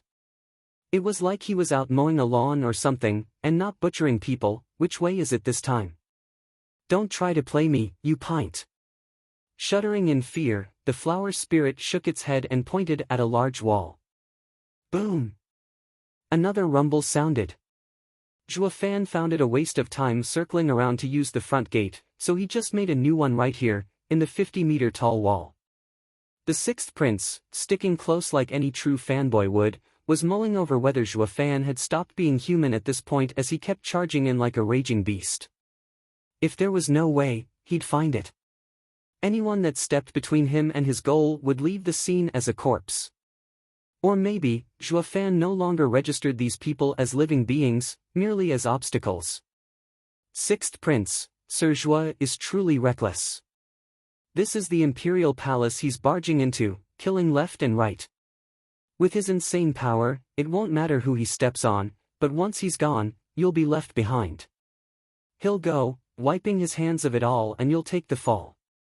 Jin Buhuan and his three elders were overwhelmed by what they saw, crying and fearful as he urged the prince. They had followed the two all the way here, following Zhuo Fan's wake of destruction from the Crown Prince Manor. Now that they saw Zhuo Fan's brutality for themselves, they feared for their lord. Sixth Prince, we have to leave now, while His Majesty is yet to realize your involvement. We'll then say he forced us when we're questioned and be absolved of any blame. Sixth Prince was thinking, but he snapped, Humph, Sir Zhuo is my honored guest. I said I'll take him to what he's searching, and that's what I'll do. Since it's about to be found, I will accompany Sir Zhuo to confirm this. If you're scared, you're welcome to leave. Flicking his sleeves, Sixth Prince huffed and shooed the four away as he caught up to Zhuo Fan with a chuckle. Sir Zhuo, wait for me. This is insane, Jin Buhuan sighed, but then decided. To hell with it. Then he went after as well. Sixth Prince was their lord after all. Zhuo Fan stepped through anything that came before him, men or stone, with a few men following behind him with worry. What would they do once Zhuo Fan walked away? Sixth Prince didn't look to have given this problem much thought, always beaming as he watched his idol at work. Why, Your Majesty, the criminal is just 1,000 meters away. I beg Your Majesty to flee. Why, Your Majesty, he is at 800 meters. Please flee, Your Majesty. Your Majesty. In a tranquil garden, the peace was broken as all kinds of nervous voices shouted. The Imperial Guards just kept on coming one after the other, fully distraught and panicking as they reported. What they said was almost always the same, that the criminal was getting closer and they could not stop it. The people in the palace were afraid now, but also suspicious. Where did such a freak come from all of a sudden? When did Xuanrong mess with such a godly expert? None could make sense of it, not even the emperor in his golden robe. He was now frowning, stressed out by the sudden and brutal development. He had no idea what unforgivable sin might have been committed to deserve such retribution. The Xuanrong Empire had the beast-taming sect's protection. While totally disdained, beast-taming sect would still care about its name and defend it. So why? Boom! The emperor's thoughts were blown away by the sound. Looking over, he saw a hill being blown away not 100 meters from where he was. When the dust cleared, a handful of people walked out. In the lead was Zhuofan, the main culprit, with the emperor's sixth son at his side. Following a few steps behind were his venerables. The emperor's mouth twitched, his face falling. "Son, now you're trying to rebel. What are you doing charging into the imperial palace with an outsider? Is it because I didn't give you crown prince's manner? Haven't I made it up to you with that glorious waterfall? Did you have to go this far?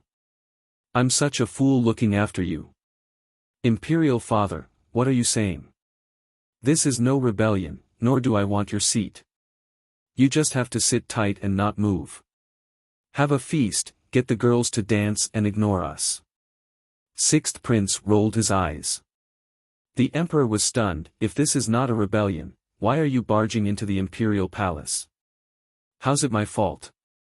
Sticking out his chin, the sixth prince spoke with pride and honor. "I wanted to go in, but those guards just wouldn't listen. My dear guest is quite impatient as well, wanting to get in at once.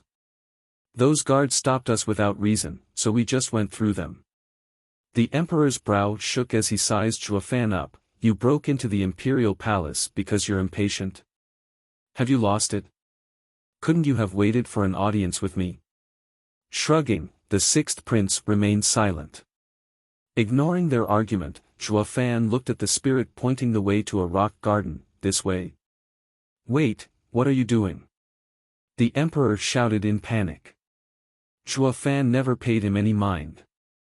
The sixth prince also followed Zhuofan like before, making the emperor twitch. The emperor roared, "Son, stop him. Can't do, imperial father.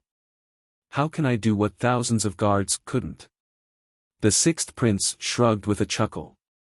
Sighing, the emperor held his head. "It's over, disaster is upon us. What criminal dares to make a ruckus with Tuoba Taizhan around?" Following this shout, Tuoba Taizhan marched his thousands of troops into the garden, surrounding it. The 8 wolf wardens appeared before Zhuofan, filled with battle spirit. "Your Majesty, I ask that you forgive my delay." Tuoba Taizhan cupped his hands at the emperor. The emperor was overjoyed. "It's fine, Commander Tauba. You came just in time. Catch that man. Stop him from destroying everything." "Yes, sir." Tuoba Taizhan bowed and shouted, 8 wolf wardens, arrest that man." The 8 wolf wardens were about to obey. "Wait." The Tauba siblings took this moment to arrive. Tuoba Taizhan cried out, "Lu Feng, you all. Father, please hurry and stop the wardens. We can't touch this man. We'll only earn more casualties." Rushing before the commander, Tuoba Lu Feng and Liener urged him. Having seen Zhuofan's mighty power, they were totally convinced that not even the entire Tauba family and its army would be of any use. Tuoba Taizhan was shocked. The Tauba family was one devoted to serving their nation, always brave and sharp, never cowardly. But these two were urging him to stand down. Who is this man to make them ask their own father to stop? Is there no hope at all? Tuoba Taizhan looked over closer, finding the culprit familiar, the best steward in Tianyu, Zhuofan. The 8 wolf wardens looked as well and were shocked to the core. Jia Lahan still remembered the bitterness he suffered back then. Faced with this old enemy, old fears resurfaced, fears powerful enough to make them falter. Zhuofan never spoke a word so far, but then the emperor said, "Commander Tauba, you know him?" "Not just know him, he is the only one in my entire life that made me lose in battle." Tuoba Taizhan sighed. The emperor cried, "You mean, 8 years ago, the second god of war in Tianyu, Dugu Zhantian's replacement? But what's he doing in Xuanrong? Is he a spy?" The entire Tauba family tensed, looking at the emperor with twitching faces. "Your Majesty, have you ever seen a commander resorting to grunt work?"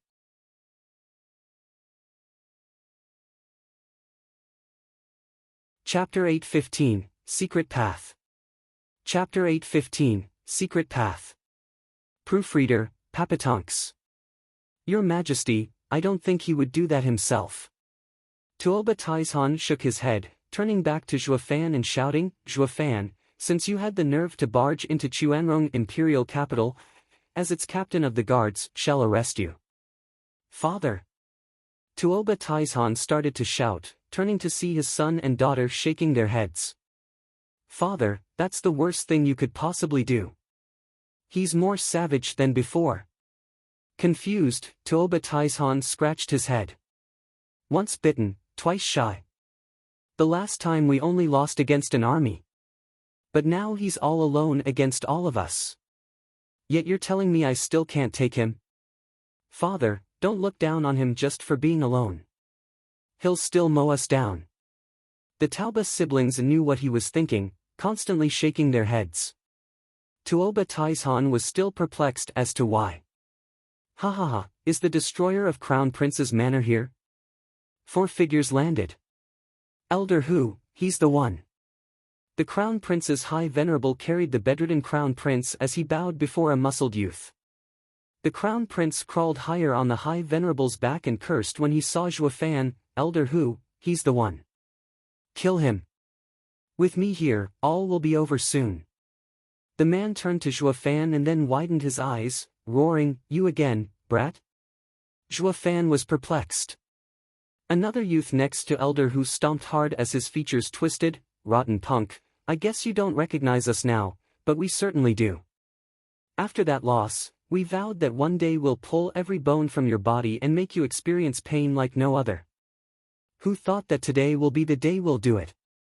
No one will save you now, ha ha ha, not even heaven itself. The man cackled, releasing his mighty aura and making even High Venerable shake in fear.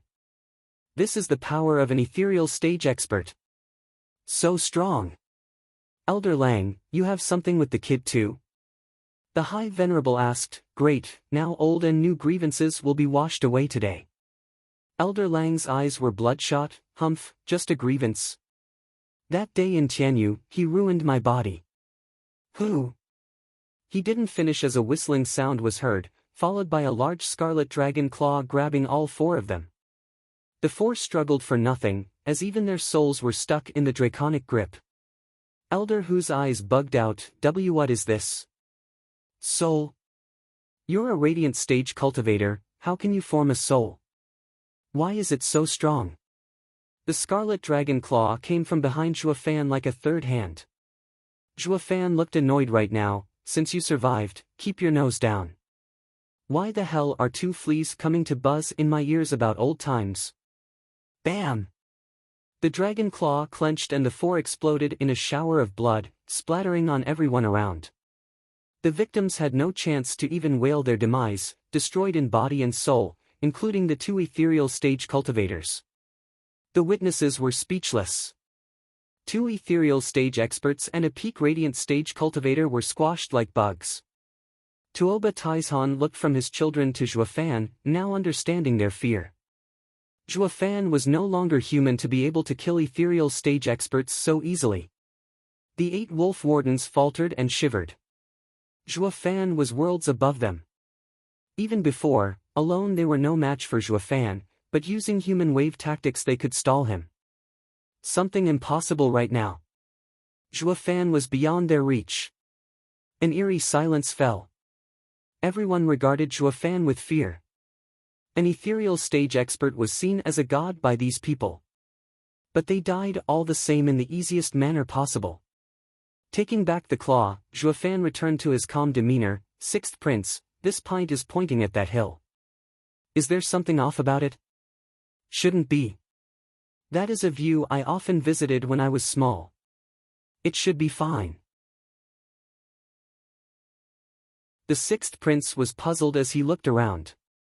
Zhuofan inspected his surroundings and smiled. So it's a concealing array, one powered by sacred stones. No wonder it's hard to see. But what's it hiding? Void annihilation. With a creepy smile, Zhuofan's right eye flashed golden twice. Rumble. Something broke then and everyone's view changed. It was like a mirror had just suffered a crack and started crumbling and vanishing. Before them was a pitch-black cave in the hill. The flower fairy pointed right at it. Grinning, Zhuofan walked forward, but a shout came, "Wait, sir." Zhuofan started and turned to the speaker, the Chuanrong Emperor. Only this time, the Emperor had lost his panicking look, turning grave. "Sir, no matter who you are, if you go in, you may not come back. This barrier is Chuanrong's shame, and also a catalyst. You shouldn't have broken it.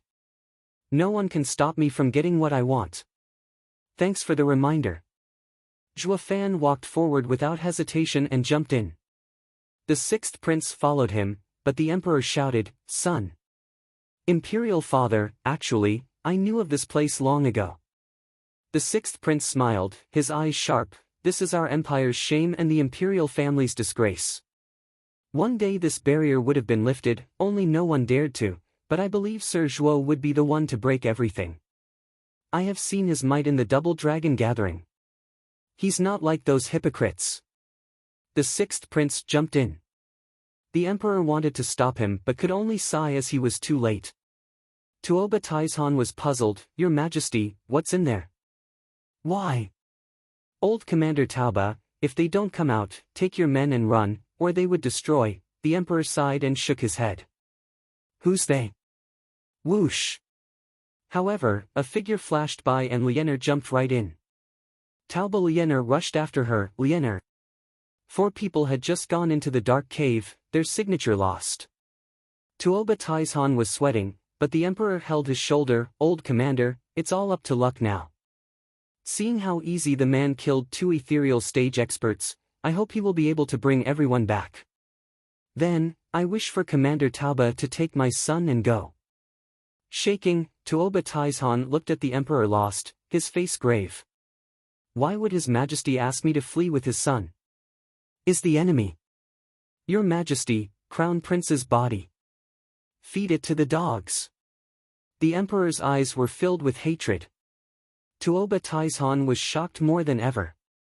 Meanwhile, Zhuofan landed in the cave and all he saw was a winding path through the earth. The flower spirit pointed onward and Zhuofan nodded. But then he heard a shout from above and Zhuofan shook his head. Sidestepping, he witnessed 3 mighty thumps as 3 people landed hard on their rear.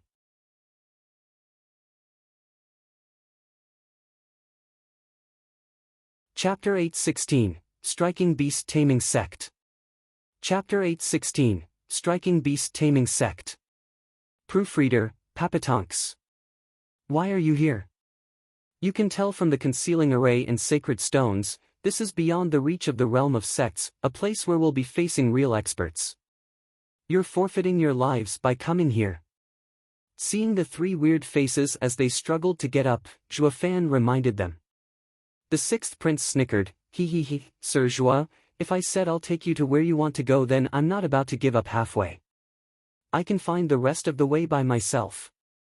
Zhuofan spoke. Frowning, Lianer held Zhuofan in a steady gaze. "We already offended the Crown Prince. His Majesty said this place hides some great calamity for Chuanrong as well. I want to prevail here and ask His Majesty for forgiveness. The fact that something was sealed here shows it's beyond something any of you can handle. This gamble will end with your death." Glancing over, Zhuofan turned to Tuoba Lufeng, "And what's your excuse?" Scratching his distracted back, Tuoba Lufeng panted as he pointed at Lianer, "I came for her." "Funny enough, your reason is the most plausible. Now take them and get out." Zhuofan nodded and walked further in. The sixth prince and Lianer spoke hastily, "We're not leaving. We're coming with you." Tuoba Lufeng frowned, looking above at the unclimbable black hole and shook his head. "Just how deep is this? We can't fly here either and ended up having a rough landing." "Yeah, hey, Sir Zhuo. Why didn't you fall?" The sixth prince turned to Zhuofan. He took a look around and said, "There's a spatial bind array here that prevents flying. What about you?" The spatial bind array is a 6th grade array. Anything beneath 7th grade can't affect ethereals. Since I formed my soul, the array doesn't work on me. Walking ahead, Fan said, "You can't go back and I don't have time to waste undoing the array. You'll just have to come along." "Sure." Cheering inside, the two went right after him. Tuoba Lufeng had no choice but to go as well, frowning. "Fan, who do you figure dug this tunnel behind the Imperial Palace?" Fan replied, "We'll know when we reach the end. Also, it had to be an ethereal stage expert for sure." "Why so sure?" Tuoba Lufeng asked. Fan spoke looking around. No one would set an array just to tie themselves up. He had placed a 6th grade array, the dividing line between ethereal stage and the rest of the world. With the secular world being made up of people below this line, this showed he did not want them to enter here, only ethereal stage experts. Or maybe, only to let his men in. His? Yeah. Fan nodded, his eyes sharp. "In the Chuanrong lands, besides mortals, there's also a sect. Beast-taming sect." The trio cried and Fan nodded, "Yes, one can assume this path leads to beast-taming sect. It won't matter to me if there are heaps of experts, not when they all come from a meager lower 3 sect. As for you three, we'll be fine. With Sir Zhua here, nothing can touch us." The 6th prince chuckled without an ounce of shame. Fan smiled, "Don't be too happy. I can protect myself, but I can't say the same for dead weights." "Ugh." The 6th prince scratched his head and Lianer huffed, "Beast-taming sect is watching over the Chuanrong Empire. Why would it harm us when we did nothing wrong? They're also a righteous sect that preaches reason. Yeah, if we meet any from the beast-taming sect, we'll just say we stumbled upon this tunnel, then make our identities known. They should at least give the commander's children some leeway." Tuoba Lufeng nodded. The 6th prince snickered while Fan mocked, "Ignorant, have you stopped to think why this tunnel is so hidden? Be it righteous or demonic path, both sides have things to hide. Once someone barges in, killing is the norm, don't you think?" Shuddering, the Tauba siblings paled. Fan made fun of them. Only the 6th prince looked at Fan in earnest. "We'll have to trust Sir Zhua to protect us then. Like I said, I can only protect myself." "I don't think so." The 6th prince cocked an eyebrow. "The way I see it, you can do it but just don't want to. I heard that on your way to Double Dragon Manor, you and those 3 girls from Mystical Heaven sect were ambushed by the Universal Righteous sect. But you chose to perish for their sake, helping them escape like a true hero." Sir Zhua, as your fan, the least I am is well informed." The other two started, looking at Fan in shock. They never thought a guy like Fan would be so selfless. Pausing, Fan recalled that dreaded day of separation and regret clouded his eyes, sighing, "It's fake. If I died for them, then who is standing before you now? Anyway, no one can stop Sir Zhua when he puts his mind to something. If Sir Zhua wants to save someone, no one can kill them." Ignoring Fan's reply, the 6th prince spoke with respect and pride. Fan smiled inside and sighed. He wasn't a god. If he was so great, he wouldn't fear the likes of Heavenly Sovereign. He wouldn't have had to leave Qingqing. Fan's face looked lonely as he thought. "Ack!" Cries came from deeper into the tunnel. Fan's group rushed forward, following the sounds.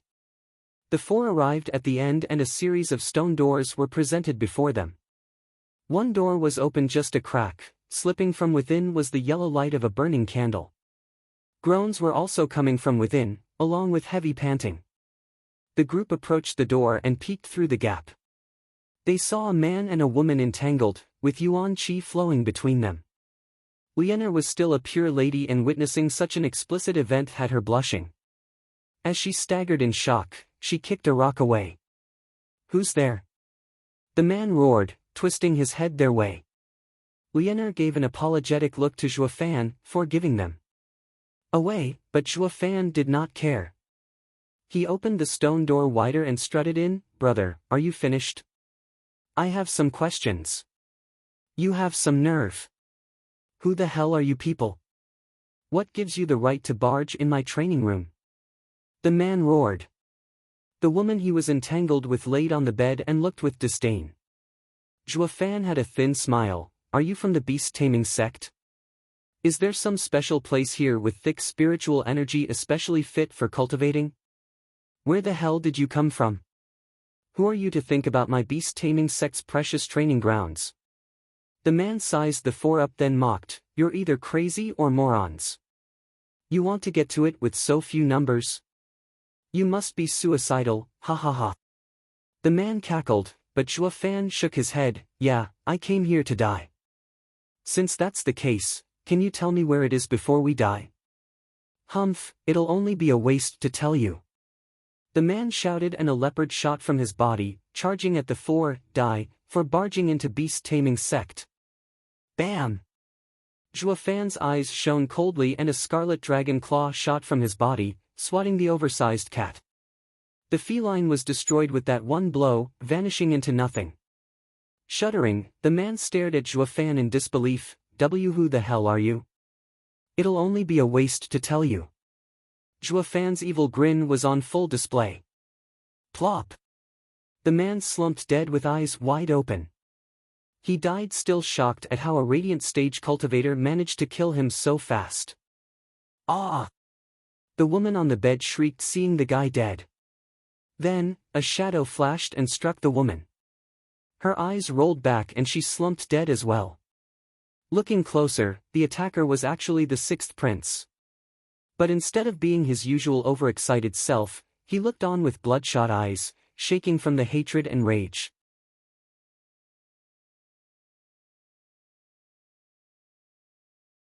Chapter 8:17, King Among Beasts. Chapter 8:17, King Among Beasts. Proofreader, Papatonks. What's wrong with him? It was the first time anyone saw the sixth prince lose control. The Taoba siblings looked at Zhuo Fan with a questioning gaze. Zhuo Fan eyed him, realizing something. Then he turned around and continued walking deeper into the pitch-black tunnel. Lianer caught up, curious. Zhuo Fan, do you know something we don't? I don't. Then why did the sixth prince strike? To silence her. Go ask him if you want. Zhuo Fan spoke with a cold face. Lianer pouted and stomped. The sixth prince took a deep breath to calm himself, then went after them. His mood never went back to his cheerful self, actually turning graver than Zhuo Fan. Lianer was perplexed and dying to know, but Tuoba Lufeng shook his head. Something was definitely up, everyone could see it, but it was not like you could just ask about it. Even if they did, he might not reply. So the better option here was to stay silent and not provoke him. Lianer had to stifle her suspicion for now as the group went forward. They soon reached the end of the tunnel, faced with a pitch-black stone wall. Lianer asked, a dead end? Haha, fool, if it's a dead end, how did that couple get here to enjoy themselves? Besides, with how many rooms there are around, with the guy calling it his training room, it's clear that people come here often to train. Zhuo Fan mocked. Girlie, did you leave you head outside the cave? You must really have no care for your life, ha ha ha. Lianer was fuming mad, why you? Ignoring her, Zhuo Fan felt the stone wall and grinned, this is a defensive array, just like the one back in Demon Scheming Sect. Without a specific technique of the sect, one just can't get in. What now? We're no beast-taming sect disciples. How could we know the right technique? The sixth prince shouted. Zhuo Fan ignored him, you sound quite sure this is beast-taming sect's land. Didn't you just say the same thing? And also that guy, the sixth prince showed a bright smile. Snickering, Zhuo Fan said, it was just a guess, and that guy said he was from the beast-taming sect, not that this is its land. I guessed it then. The sixth prince blurted. Oh? Then should we go on? The sixth prince looked hard at Zhuo Fan. Lianer found it very odd. Zhuo Fan had been going about looking for something from the start. Why then is he starting to question the sixth prince? Or is it something the sixth prince asked him to find? The sixth prince was the only one who knew Zhuofan's intention. So the sixth prince bowed, I'm accompanying Sir Zhuo to look for what Sir is after. It is at Sir's discretion to continue or not. To me it's nothing, while it spells trouble to you. Going back just like that? His brow quivering, the sixth prince pondered then nodded, everything will go per Sir Zhuo's wishes. As your fan, I can only give you my full support. In that case, Zhuofan nodded. The sixth prince stared at the wall with a tense heart. We go on. Zhuofan grinned and came to a decision. The sixth prince was beaming with joy. The Taoba siblings were stumped. What's up with them? Is it Zhuofan looking for something, or sixth prince? Ignoring their curious gazes, Zhuofan's left eye flashed with a black thunder flame. It shot straight at the wall. Apocalyptic thunder flame eye. The minute mote of fire exploded into a roaring flame. The tiny flicker of flame looked small, but it exploded the instant it touched the whole wall, covering it in scorching flames. SSS. The black thunder flame licked the wall, with the lightning crackling over it, jarring the ears of those present. The spectators were afraid of it, getting away from it so it would not jump on them and kill them as well. They had no clue what that thing was to give off such dread. Just looking at it was like staring death in the face. The pitch-black wall burned away to reveal a 3-meter-tall exit. Beyond it was a lush forest, mesmerizing and soothing. The thick spiritual energy hit them head-on. It really is beast-taming sex land. With an evil smirk, Zhuofan led them out, happily looking around this paradise, figured as much, a whirlwind tunnel can be a paradise or hell, but no matter which, no one from the secular world can have it. Only a sect can truly take it for itself. I should have known the minute I got to Chuanrong. The first place to look had to be the beast-taming sect, ha ha ha. Zhuofan showed a pleased smile, while the other three were taken in by the glorious sights around them. Bam! A loud sound echoed as two creatures 100 meters tall arrived before them with their claws ready. The trio were startled, paling and crying, 7th grade spiritual beast. And two of them. The beast-taming sect was known in the Western lands for their beast-related skills. All the cultivators in Chuanrong also followed a similar path when they trained. They might get to tame the spiritual beast outside, but a 7th grade spiritual beast was beyond them. But in the beast-taming sect, two of such creatures appeared, scaring them to death. Only Zhuofan, having seen the true king among beasts, disregarded them. A black flame flashed in his eye as Zhuofan spoke, beat it. Shuddering, the two spiritual beasts showed dread in their eyes. Then they blacked out and slumped on the ground. Zhuofan's outrageously destructive aura knocked them right out. The others looked at Zhuofan agape. They knew Zhuofan could scare beasts, but now he could knock them out. Just where the hell did he learn this strange beast art? Zhuofan was stunned as well. He only wanted to scare them off, but then they suddenly collapsed. The destructive thunder flame really is beyond the 5 great sacred beast powers, even more effective than the azure flame. He grinned and walked on. He finally felt he was king among beasts. In an ancient and quaint hall, a pale middle-aged man was sitting on a throne. The lines of elders on each side released powerful auras, ethereal stage experts. Looking at the jade slip flashing in his hand, the middle-aged man frowned, the fighting is tense. I thought getting Xia Wuyue's 1,000 sacred stones was an easy deal, but even with our 50 ethereal elders joining the war against Tianyu, we're still at a standstill. Even worse now that Elder Lane is asking for help. What do you think? One elder shook his head. Sect leader, in the recent years, Tianyu's power has grown beyond anything we've seen. Even without the Empire's 3 guardian sects stepping in, they alone have the strength to not only fight back our 50 ethereal stage experts but even hold the advantage.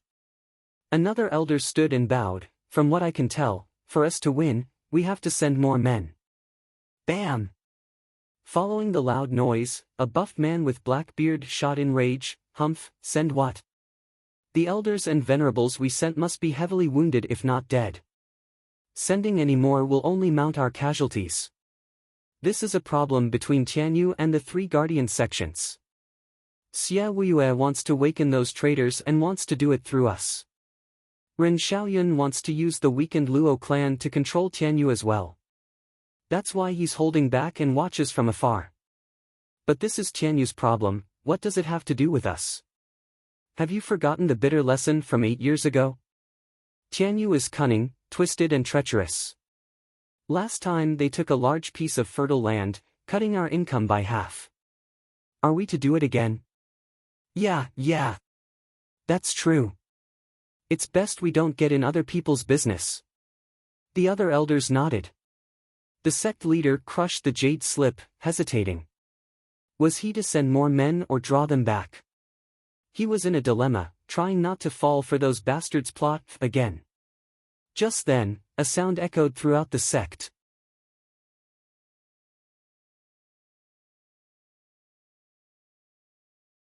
Chapter 818, Rampage. Chapter 818, Rampage. Proofreader, Papatonks. Someone broke the sect's defensive array. Sect leader cried out, "Elders and venerables, follow me. Let's see who had the nerve to barge into beast-taming sect." Everyone bowed, "Yes, sir." Sect leader flew out with the elders behind him, leaving an empty and desolate hall in an eerie silence. "Stop!" Zhuofan had entered the beast-taming sect and was letting the flower spirit lead the way again. His entourage was looking around scared and jittery. But when they saw Zhuofan's laid-back attitude, they sighed. "Dude, we're sneaking into another's home, practically like thieves. Can't you act like one?" Strolling around like this in their own backyard would get unneeded attention. The only reason we're sticking around is because a 7th grade spiritual beast can pop up anytime. But you're too damn conspicuous. It's like you're asking to be found. The team barely took a few steps before 2 disciples blocked their path. "You arrogant bastards, how dare you barge into beast-taming sect? Who the hell are you?" The trio ducked behind their guard. Zhuofan glanced over the two. "You don't know already? Why the useless questions? How are we to know?" The two started. Pointing at his face, Zhuofan declared, "Didn't you call me arrogant bastard? Well, there you have it." Lianer giggled. The 2 disciples roared, "You're toying with us. Die!" One disciple charged towards Zhuofan at full power. Zhuofan didn't spare him a look, merely punching the air. Bam! The disciple went out in a puff of blood, gone from this world. The other disciple panicked, now realizing the enemy was in the 8th layer radiant stage, while the 2 of them were just in the 4th. He did not flee however, raising his hand. A flaming eagle 2 meters large cried as it made itself known. 6th level spiritual beast, scorching eagle. Lianer cried out. Laughing, the disciple looked smug. "Yes, a 6th level spiritual beast, ha ha ha. You'd never guess that disciples from the beast-taming sect aren't just cultivating themselves, but paired with spirit animals to display their true power. You may be in the 8th layer, but against a 6th level spiritual beast." Shriek! The eagle cried in fear, knocked out cold. Across from it, Zhuofan's left eye flashed with black thunder flame. Ugh! The disciple was dumbstruck, his mind numb as he watched his dear spirit animal. What just happened? A punch came while he was still perplexed, turning him into another bloody mist to feed the grass. Zhuofan looked at the flower spirit in his hand. Which way? Jerking, the spirit looked scared as well, pointing out the right direction. Zhuofan strutted onwards. The Taoba siblings were speechless. They thought Zhuofan had the nerve only out there, but he was on a rampage even in a sect. Only the 6th prince was overjoyed, beaming at Zhuofan's attitude. It went to show Zhuofan had the power to cleave through the beast-taming sect. That's my idol. So awesome, he. Grinning, the prince walked after him, leaving the Taoba siblings to sigh as they dragged their feet. Since we're in this as well, might as well see it through. Zhuofan and company strolled further in, head high, chest out, right in the middle of the beast-taming sect's home. Many disciples came to visit them, but were destined to be reduced to nothing from Zhuofan's bloody welcome. Even as more and more kept coming, Zhuofan had no trouble. It led to an odd feeling of safety for Lianer, despite the brutality surrounding the trio. Tuoba Lufeng, the young commander who had gone through many wars, noticed that despite the danger, it was also followed closely by calmness. This was a mood Zhuofan made. As long as he led the way, they were unaffected whatsoever. He now understood why the Luo clan relied so much on Zhuofan. It can't be that the Luo clan also felt like they were on vacation fighting us in that war 8 years ago, right? That would be so embarrassing. Though there's a high chance it was true. Sighing, Tuoba Lufeng watched the straight back in front. He's deadly to enemies and dependable to his allies. I'd rather be his ally though. Boom. The rumbling never stopped as beast-taming sect disciples kept coming in waves. But the tide was soon followed by stillness as each crumbled to nothing from Zhuofan's punches. It didn't take long for the death count to go up to the thousands. The following disciples now felt fear, staring as Zhuofan's team walked on while they shook back from his path. Whoosh! Beast-taming sect leader, elders and venerables finally arrived. Seeing their disciples in fear, they roared, "What are you doing? Attack, get those thieves!" Sect leader, the guy is a monster. We can't do anything to him. He already killed thousands of our brothers and none of them even touched him. It will only end up with all of us dying for nothing. A disciple bowed, reporting his plight. The other disciples nodded. The sect leader looked around, at the field of corpses, then at Zhuofan, 2nd layer, 5th layer and 8th layer radiant stage. Then there's a profound heaven cultivator too. You mean to tell me this was all done by those 4? No, sect leader, just him. The rest were hiding behind him. The disciple pointed at Zhuofan in fear. The sect leader frowned, more shocked than ever. Just one man slaughtered my disciples. How? What about your spiritual beasts? You couldn't do it even when working together. It was better if he hadn't asked. The disciples looked crushed, almost crying. Sect leader, we don't know why, but our spiritual beasts just refuse to come out. They'd rather stay in their rings than fight that guy. They seem afraid. Seriously? The sect leader was stunned, then sized Zhua up. He turned to his elders. Take out your spirit animals. See if there's any problem. Ha ha ha, sect leader, my spirit animal has been with me for decades and always answers. It's not like those newly tamed beasts the disciples have. The disciples' methods must be lacking. In times like these, it is up to us, their elders, to show them how it's done. Yeah, our sect is expert in rearing spiritual beasts.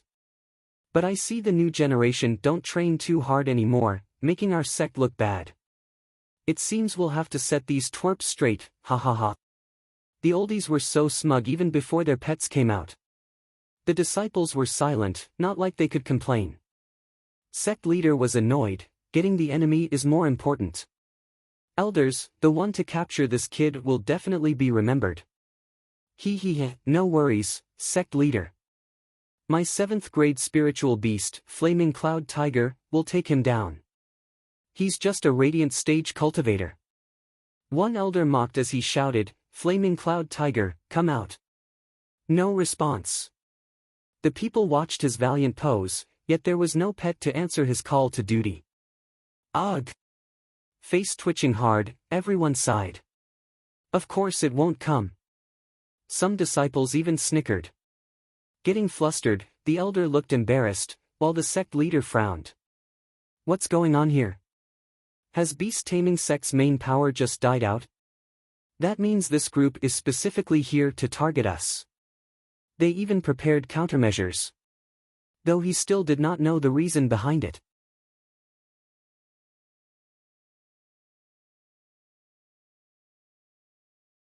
Chapter 819, Just 200. Chapter 819, Just 200. Proofreader, Papatonks. Ha ha ha, old coot, did your boast go bust at last? Seeing him standing there with no trusty spiritual beast in sight, another elder just had to make use of this perfect chance to mock him. Talk about handling the kid when you can't even handle your pet. It seems to me we ought to start straightening you up first. Why you? The elder glared at the speaker. But that man stuck out his chin. So you have had your spirit animal with you for decades, well I have had one for a century. 7th grade spiritual beast, ice cap leopard. We've worked together for so long, it's practically human. Allow me to show you how it's truly done. This is how you work with a spirit animal. With a smug grin, the old guy flicked his wrist and pointed his ring at Fan, ice cap leopard, bite his head off. The ring clearly showed a reaction, then it died out. Awkward. The old man froze in his grand pose, though there was not a hair of his pet around to complete his act. The first elder who made a fool of himself just had to be petty and laugh at his misfortune. He, old fool, weren't you just mocking me? Look at you and your century-old relic, it still left you high and dry. The victim here had his eyes turned bloodshot and glared in silence. Sect leader was becoming agitated, speaking to the rest, you all try as well, see what happens. Everyone summoned their faithful beasts, just that all their beasts chose this particular moment to ignore the summons. All the elders kept flicking their rings around in hope their pets would come out at some point. Much good did that do. Not a single creature answered the owner's call of duty, choosing the safety of the ring instead. Everyone cried out in disbelief. Using spiritual beasts to fight was beast-taming sect's specialty. The name said it all. Not using their spiritual beasts was like cutting their arms, reducing their power by half. Such an event was a complete disaster for this sect. Sect leader. An elder panicked. Sect leader raised his hand to stop him, roaring at Fan, boy, did you do something? What's going on here? You better talk sense, or... Ha ha ha, it couldn't be simpler. With an evil smirk, the black thunder flame ignited in Fan's left eye. You're standing before the king among beasts. No spiritual beast dares to face me, under the fear of death. Is that clear enough for you? All the people shuddered. King among beasts? The spiritual beasts were divided into grades, though there weren't many called kings. Be that as it may, none of them could instill such fear into a spiritual beast as to make it cower in its ring. That went double for a spirit animal that had been trained for years among people. It would hardly ever cower against another spiritual beast's threatening aura, to say nothing of not coming out at all. Also, he's not human to call himself a king among beasts. How were they to know Fan's abominable thunder flame was made up of 4 sacred beast powers combined? It was simply specifically made to target spiritual beasts. The coming of the thunder flame spelled certain doom. So, any spiritual beast with self-preservation instincts chose to stay away. Boy, take your lies elsewhere. King among beasts? As if. Sect leader stared at Fan, talk, who are you and why have you barged into my sect? What deviant trick are you using on our spirit animals to lose our control? Cocking his head, Fan snickered, you want to know the secret? Well, too bad, it's mine and I'm not telling. As for who I am. Fan glanced at the 6th prince behind, who knew when to keep silent and fade into the background. Chuckling, Fan turned to sect leader, I'm not telling you. Though there's no harm in informing you of my reason. I heard you have some paradise here and plan on borrowing it for a couple of days. Borrow? Are you having a death wish coming before a full moon? Full moon? Fan pondered. The sect leader mocked, haha, so you only know that we have a special area, but not its details. Not that it matters, since I never planned on lending you anything. For charging into my sect, you shall never leave this place alive. My, how confident. Fan taunted. Sect leader's smile turned savage, and you're overconfident, boy. You might have countered our beasts, but don't think for a second my sect is defenseless without them. We have over 200 ethereal stage experts here. 200? Not bad for a lower 3 sect, though doable. Zhuofan grinned. What else did you want me to say, sect leader? You just gave me an assurance, ha ha ha. Eye twitching, the sect leader snapped, curses, boy. You're just a radiant stage cultivator yet you mock us so. Elders, bring him to me alive. I will make him regret the day he was born. I'll make him pay the price for disregarding the beast-taming sect. Yes, sir. An elder bowed and charged at Zhuofan. A flash of gold revealed a 100-meter-tall golden tiger coming at Zhuofan with its maw open. Ha ha ha, any radiant stage cultivator is useless against an ethereal stage expert. I can handle you even without a pet. Whoosh! A huge dragon claw came out from Zhuofan's back in a flash of scarlet, grabbing the oversized feline. The cocky elder halted in his tracks from shock. That. My soul. Grinning, Zhuofan said, yes, a radiant stage cultivator is futile going against an ethereal stage expert, a shame that doesn't apply to me. With a crumbling sound, the dragon claw crunched the golden dragon to dust. The elder looked on in fear, dying with a horrified expression. SSS. Everyone else gasped in shock. He has a soul, a really strong one at that. He can kill an expert's soul in an instant. No average soul can do that. Who the hell is he? Sect leader stared at Zhuofan with wide eyes, his lip quivering. Who are you? Used to be a guest, but now. Zhuofan's eyes flashed. With a mighty roar, the almighty Scarlet Dragon King came out in all its glory, releasing its entire aura. Ha ha ha, now I'm your doom. Heaven Dragon Soul. Why your demon scheming sects Zhuofan? Sect leader cried out, making the others shudder and falter. They were lost and wary. Didn't the demon scheming sect tell them that after Zhuofan betrayed the sect, the universal righteous sect helped them by destroying him? Why was the dead star of Double Dragon Gathering, the new and brief best disciple of Western lands barging into beast-taming sect? None here could figure out why, not even sect leader. Though one thing was certain, this was no social visit. Squinting, sect leader took a deep breath to calm himself. Zhuofan, I haven't yet gotten around to paying you for destroying my team of disciples at the Double Dragon Gathering. Now I see you came here of your own free will. Humph, the universal righteous sect didn't take your life, actually giving this chance to the beast-taming sect. This is providence, helping us take revenge and bring rest to the spirits of our late disciples. Yeah, a superior 3 sect couldn't kill me, so what could a puny lower 3 sect possibly do to threaten me? Zhuofan mocked. Sect leader's brow twitched. Zhuofan, enough of your arrogance. Who knows how you escaped the universal righteous sect's pursuit, but now, in beast-taming sect's home, there are 200 ethereal stage experts surrounding you. You're finished. Ha ha ha, my words exactly, just 200. Shut up. What, only, are you mocking the beast-taming sect? Humph, I'll show you the true might of our sect. Glaring at him, sect leader shouted as he gave the order, attack. Kill him. Yes, sir. With mighty roars, the elders charged. The 200-plus ethereal stage experts' auras slammed into Zhuofan, stilling his breath. Lianer panicked inside. Zhuofan could handle one, but 200? Zhuofan had a constant sneer on his face, charging as well and clashing with the enemy.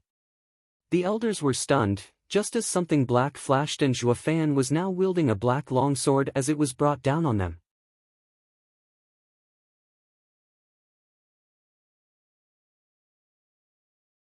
Chapter 820, Perfect Harmony. Chapter 820, Perfect Harmony. Proofreader, Papatonks. Whoosh. The pitch-black edge flashed like lightning in their vision. The elders had no time to react as it mowed through 8 of them, spilling guts and blood into the air. Not even their souls escaped, destroyed along with their bodies from the black blade. The beast-taming sect in its entirety was shell-shocked and the wave of elders stood there overwhelmed. Zhuofan and his blade was all that was reflected in their eyes. Ha ha ha, told you so, just 200 ethereal stage experts.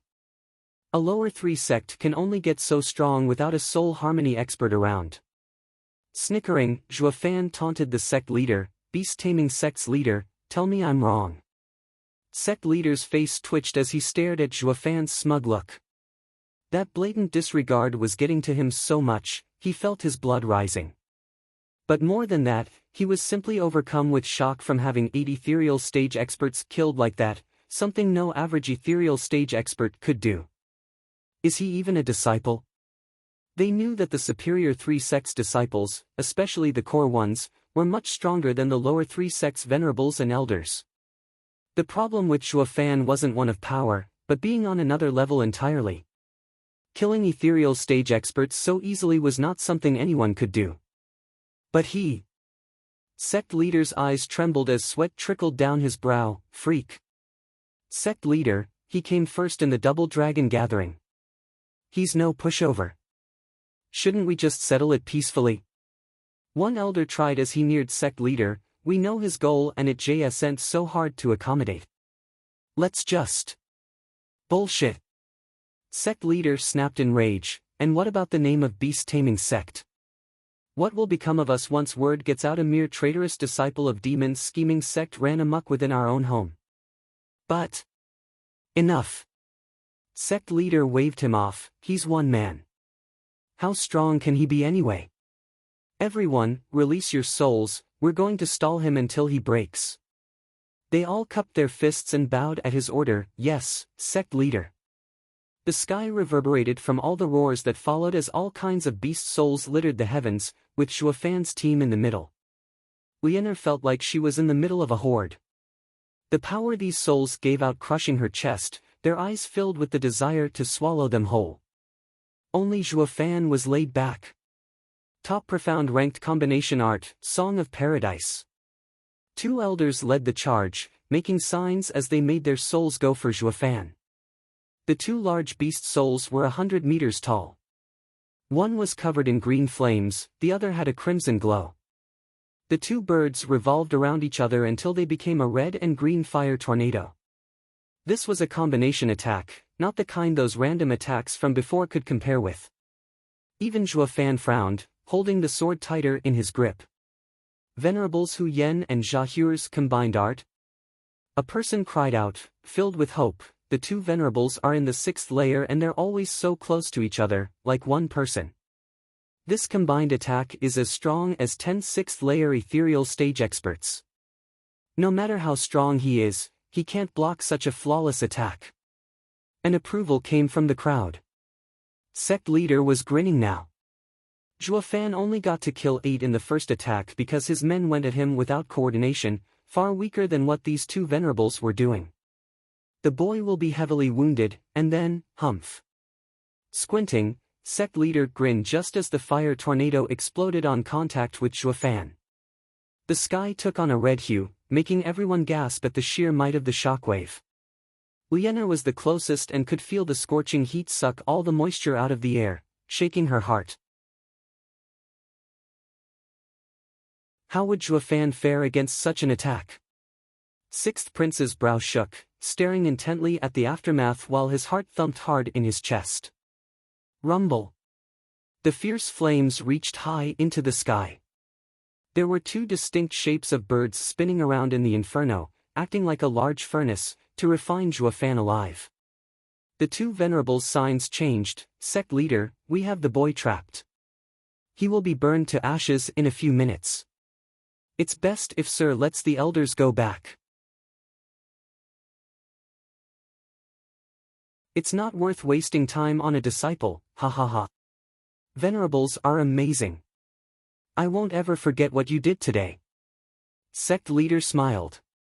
The 2 smiled, it's nothing, it's, ugh. The 2 shook and slumped dead. Venerables, what's wrong? Sect leader shouted in fright. A shockwave was his only answer as the fireball was split in 2 perfect halves. The 2 bird souls fell from the fire, also cut in 2 like the flames. They faded away slowly, returning to the skies. Zhuofan held his sword as he walked out with a smile, not bad at all. Even the souls were good. A shame nothing works when faced against me, ha ha ha. Startled, everyone turned to Zhuofan. The two venerables were among the best beast-taming sect had to offer. Yet, Zhuofan, you've gone too far. Sect leader shouted, pointing at him, attack, use wave tactics and kill him. Roar! The people shouted as they settled on attacking as a whole. The sky was filled with souls, drawing closer and tightening like a net, all to take Zhuofan down. Even he would have to have a hard time fighting so many at once.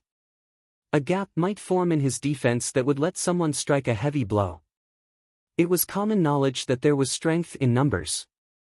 Zhuofan might have been tense before, but not this time around. With a sign, a draconic roar echoed and the still almighty Scarlet Dragon King shifted. Golden flames lit up all over it and it turned the Heaven Dragon's soul into its strongest variant, decimating Golden Heaven Dragon King. Receiving the decimating golden flame, Zhuofan now knew how to turn the Heaven Dragon's soul into its fifth form. This form exploded in power. As the horde of souls were getting closer, the golden dragon roared and released a torrent of golden flames from its wide maw. Half the sky took a golden hue from the flame's brilliant display, as if there was a wall in place. Some overexcited souls had no time to stop and went right into the golden flames. Their bodies shook and wailed as their weak souls were burned to nothing. The rest were shocked and made their souls stop the attack. More than 100 souls were now watching the huge golden flames. On the other side, Zhuofan grinned and attacked with the demonic sword. In a flash of golden flames, Zhuofan appeared in the middle of those souls, relishing in the slaughter as he reaped souls with every slash and hack. The souls wanted to attack, but moments later, he broke the encirclement again. When they wanted to chase, the golden dragon blocked them with its fire breath. The man and dragon worked in perfect harmony to cull the opposition. The decimating golden flame was a fierce and brutal flame. Zhuofan had his body remade by the dragon ancestor and his speed had grown as well. All the others could catch was his shadow as he darted around, having harvested dozens of poor souls already. And every time some got close to surround him, the golden dragon would spew flames. Zhuofan and the dragon's soul worked to chip away at their numbers, one soul at a time, while they could do nothing. More than 100 experts watched helplessly as Zhuofan's death toll reached 50.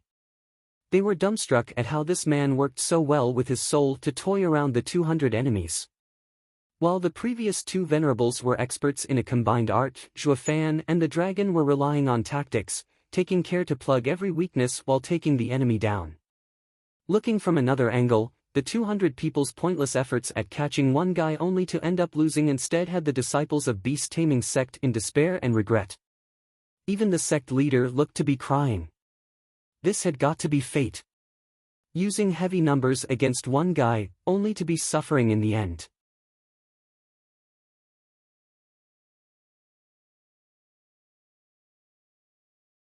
Chapter 821, Abyssal Swamp. Chapter 821, Abyssal Swamp. Proofreader, Papatonks. Ack! The skies were filled with the cries of those dying.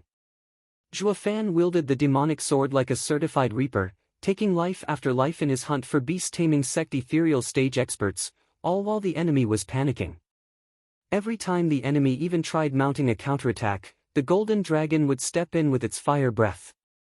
It was akin to David and Goliath, with the expectation here being that the giant had its arms and legs stuck, letting the tiny guy peel away. The sect had all that power yet it was unable to put it to use. How were they supposed to know he had a crowd control skill? They all looked helpless, while Zhuofan was bouncing around the battlefield for more lives to take. The golden flame wall was just too tough to crack. Sect leader, we've got heavy casualties. It has only been half an hour and yet 100 ethereal stage experts are dead. We can't keep doing this or we'll all die. An elder reported in panic, pleading all the while. Sect leader gnashed his teeth, why can't all the power beast-taming sect employed deal with just one damn brat? Sect leader, he's just that strong, with hardly anyone his match. Also. A venerable bowed, our power is based on our beasts. The sect might have fewer experts but by working with our spirit animal, we double our power, no less stronger than the demon scheming sect. But in this current situation, our spirit animals are rendered useless by the enemy's devious tricks. They are scared to death and won't come out. This is the real reason why we can't do anything. So, sect leader looked at him. What are you trying to say? Sect leader, in this situation, we can't use all our potential. Stepping down won't be a disgrace. Our image will stand. Bullshit. Sect leader cursed. You're saying it's fine for brats to barge into a great sect? Spirit animals aside, we have more than 200 experts here, yet we still failed? No matter how you look at it, the rumors will be anything but pretty. The man jerked but still muttered, Sect leader, what then? Does Sir want to lose everyone? As the wailing continued in the background and the stage took a more and more pronounced red hue as body parts were flung away, sect leader took a deep breath with a tightened frown. What do I do? Give up and let some brat conquer a sect? We'll become the laughingstock of Western lands. Sect leader. As he was stuck in a conundrum, another shout came, and the newcomer's eyes flashed, isn't the crescent pool in the abyssal swamp? As long as we trap him inside, no matter how strong he is, he'll end up as bleached bones. Let's draw him there, then. Sect leader's eyes lit up, he nodded and grinned, haha, great. Didn't he want to go to our Eden? Then let him become its fertilizer. Though we will need a proper bait for a monster like him. Eyes flashing, sect leader glanced over. Zhuofan was still having a field day, killing all over the place. Just 1,000 meters behind him, 3 weaklings stood. Frowning, sect leader said, I found our bait. Since they came with the kid, they must be connected. But which among them is the most effective? Sect leader, why not get all 3? 3? Yes. The man whispered in sect leader's ear, to which he nodded and grinned, we'll do just as you said. The man bowed and went to work. In the meantime, Zhuofan's kill count only grew, the situation developing completely opposite of when he faced the universal righteous sect.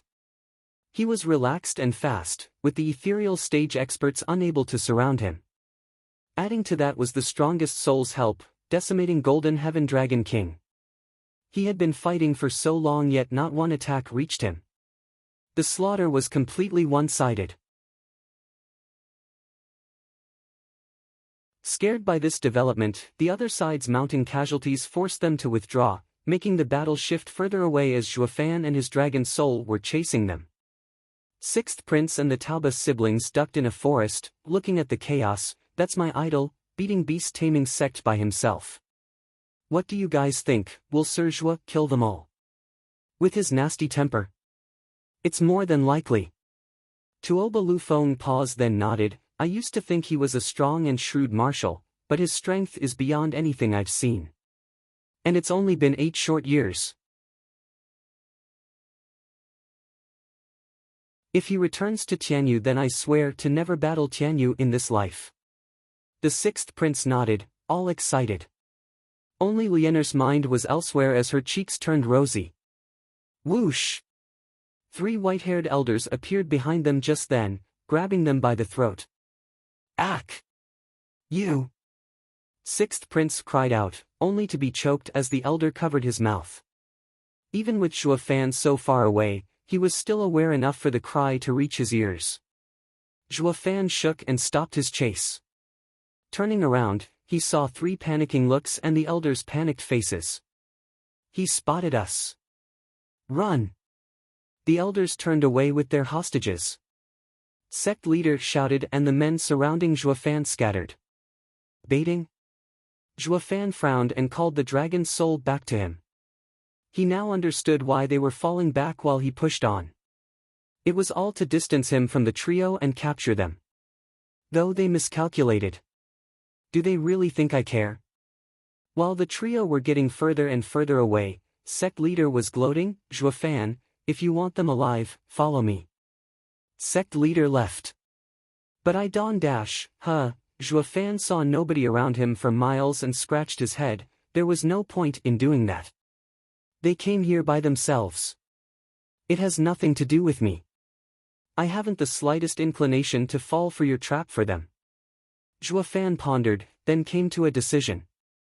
Their business, their problems. Knock yourselves out. Zhuofan ignored everything and looked at the flower spirit. Point the way to your birthplace. Afraid of Zhuofan, the spirit pointed to Zhuofan's right where all people fled. Zhuofan went that way too, but only because the paths intersected. Whoosh! Half an hour later, in a place filled with flowers, a stone platform a meter wide with 3 pillars lay in the center, a thing of beauty. Sect leader landed first on the platform, while the rest appeared just shy of the field of flowers. Did those elders come back? Sect leader shouted. Everyone shook their heads. Sighing, sect leader asked, "What of Zhuofan, is he chasing?" Another round of shaking heads. That puzzled him greatly. Doesn't he want to save those 3? It can't be. They came here together, so they have to be close. Just then 3 people and the elders returned. Sect leader lit up, tie them to the pillars, hurry. We'll be trapping him soon. Yes, sir. The elders laughed and did as ordered. He, the punk's done for. One elder snickered while tying his hostage. 6th prince glared and kicked his stomach, a bunch of shameless old rats dare to trick Sir Zhua. Bam! The kicked elder was caught off guard and the kick folded him, right as he fell in the field of flowers. Everyone panicked, look out!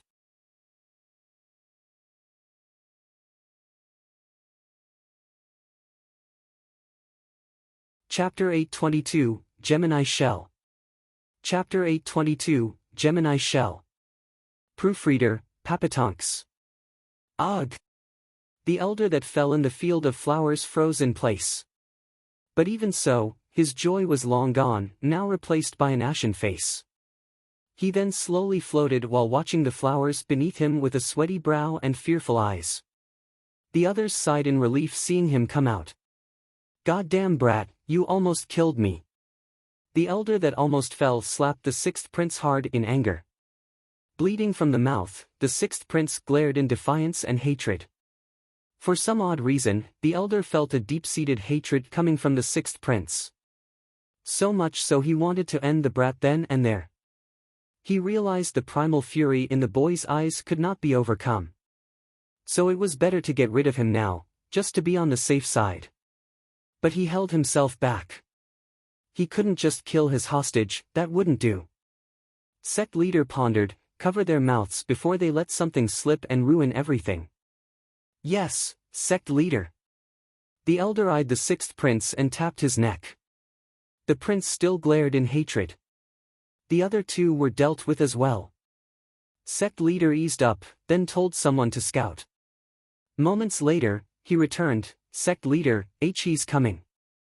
He took the bait at last, ha ha ha. Sect leader flicked his hand, hide, don't let him find you. The men scattered, though extremely careful to not get too close to the field of flowers. The hostages shared a glance, knowing this was a trap for Zhuofan. They were still thinking the best way to let Zhuofan know when the guy was already here, just across from the field of flowers. Squinting, sect leader snickered on the platform as he pointed at his hostages. Zhuofan, did you finally come to save them? Nope. Since you do, sect leader thought it'd be an obvious yes and took a long time for his brain to process the refusal. He cried out, eh? What do you mean nope? The anxious hostages were looking stumped at Zhuofan. Bro Zhuo, maybe you blurted that out without thinking. Why don't you try that answer again? Sect leader tensed, Zhuofan, there's no rush to reply. They're your closest friends. Says who? Ugh, sect leader continued, perplexed, or at least friends. Says who? Zhuofan scratched his head, not giving a damn as usual. Sect leader's face twitched as he shouted, then what are you anyway? You definitely can't be strangers since you want to save them. There's practically nothing between us, actually. I've only seen 2 of them a couple of times, while the 3rd I've only known him for a day. Zhuofan looked stone-cold at sect leader, did you really think there was something going on? They followed me in here for their own reasons. We're nothing more than strangers on the same road. Twitching, sect leader was fuming mad. Then why are you here if not to save them? Saving them never even crossed my mind. Zhuo Fan shook his head holding out the flower spirit. Didn't I tell you, I'm looking for your cultivation paradise. I have a flower spirit here that came from there. I'm just following its directions. So you can kidnap them without a worry from me. I won't bother you. Sect leader almost spurted blood. He didn't give a damn about the hostages, making their painstaking efforts go up in smoke. The guy only came to their precious area to set up a drawing array. What was the point of using fancy tricks anyway? Sect leader face-bombed. The hostages were even more shocked. Now they knew they were nothing to Zhuo Fan, not worth even a save. The trio were crushed. How can you be so cold? We journeyed together. Zhuo Fan looked around then at sect leader. This must be the place I was searching for. You must have laid an ambush as well, I bet. So to make sure nothing disturbs my concentration later, it's best to remove all the variables. Zhuo Fan's eyes turned cold and shot for sect leader. Wait, don't you care if they die? I have hostages here. Sect leader cried out. Snickering, Zhuo Fan continued, are you deaf? You call those hostages? Whoosh! In a pitch-black glow, Zhuo Fan's hand was now holding the demonic sword and slashed. Sect leader panicked as he dodged. Whoosh! The pitch-black blade went through the stone platform and the 3 pillars broke. The hostages cried out in shock, but their covered mouths blocked the sounds. Then, the pillars knocked into each other and suddenly stopped. The trio eased a breath. Just witnessing an ethereal stage expert showing such fear to those flowers made them realize it was best to avoid it too. This act of Zhuo Fan confirmed that he didn't give a damn about their lives. Sect leader was regretting it now. The bait was useless. A golden glow came from Zhuo Fan's feet and his speed spiked. Sect leader shook in fear and released his soul, a red and blue shell. It was 10 meters wide, just like a shield, as it blocked Zhuo Fan. Gemini shell. Zhuo Fan squinted and slashed and cut the shell in two. But as it split, the shell turned into vanishing lights. That's quite a rare beast soul. Zhuo Fan looked below to see sect leader fleeing with all he had. Grinning, Zhuo Fan shot after him. Ha ha ha, Gemini shell is a rare illusory beast soul. I wonder just how you managed to form it in this lonely mountain range.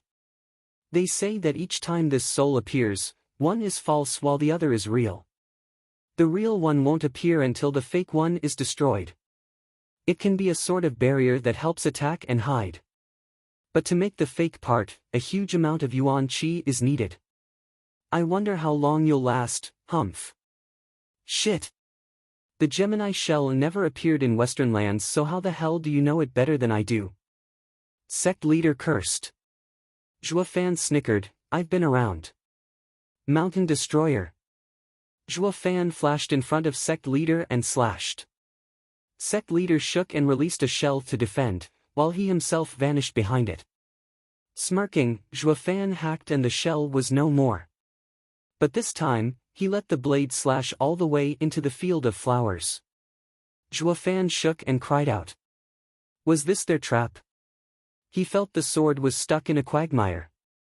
There was a pop behind him and a violent kick shoved him further in, completely into the field of flowers. The flowers moved like waves on a sea. Zhuo Fan struggled to get out, but something black was holding him and dragging him deeper. He wanted to fly, but nothing he did worked. Above him, beast-taming sect leader cackled like mad. Ha ha ha, you dumb brat, got you now. He, didn't you want to see our Eden? This is it. Any that enters the abyssal swamp, regardless of their power, can't come out. You may be the bloody first in Double Dragon Gathering, killing so many of my elders, but now you're finished.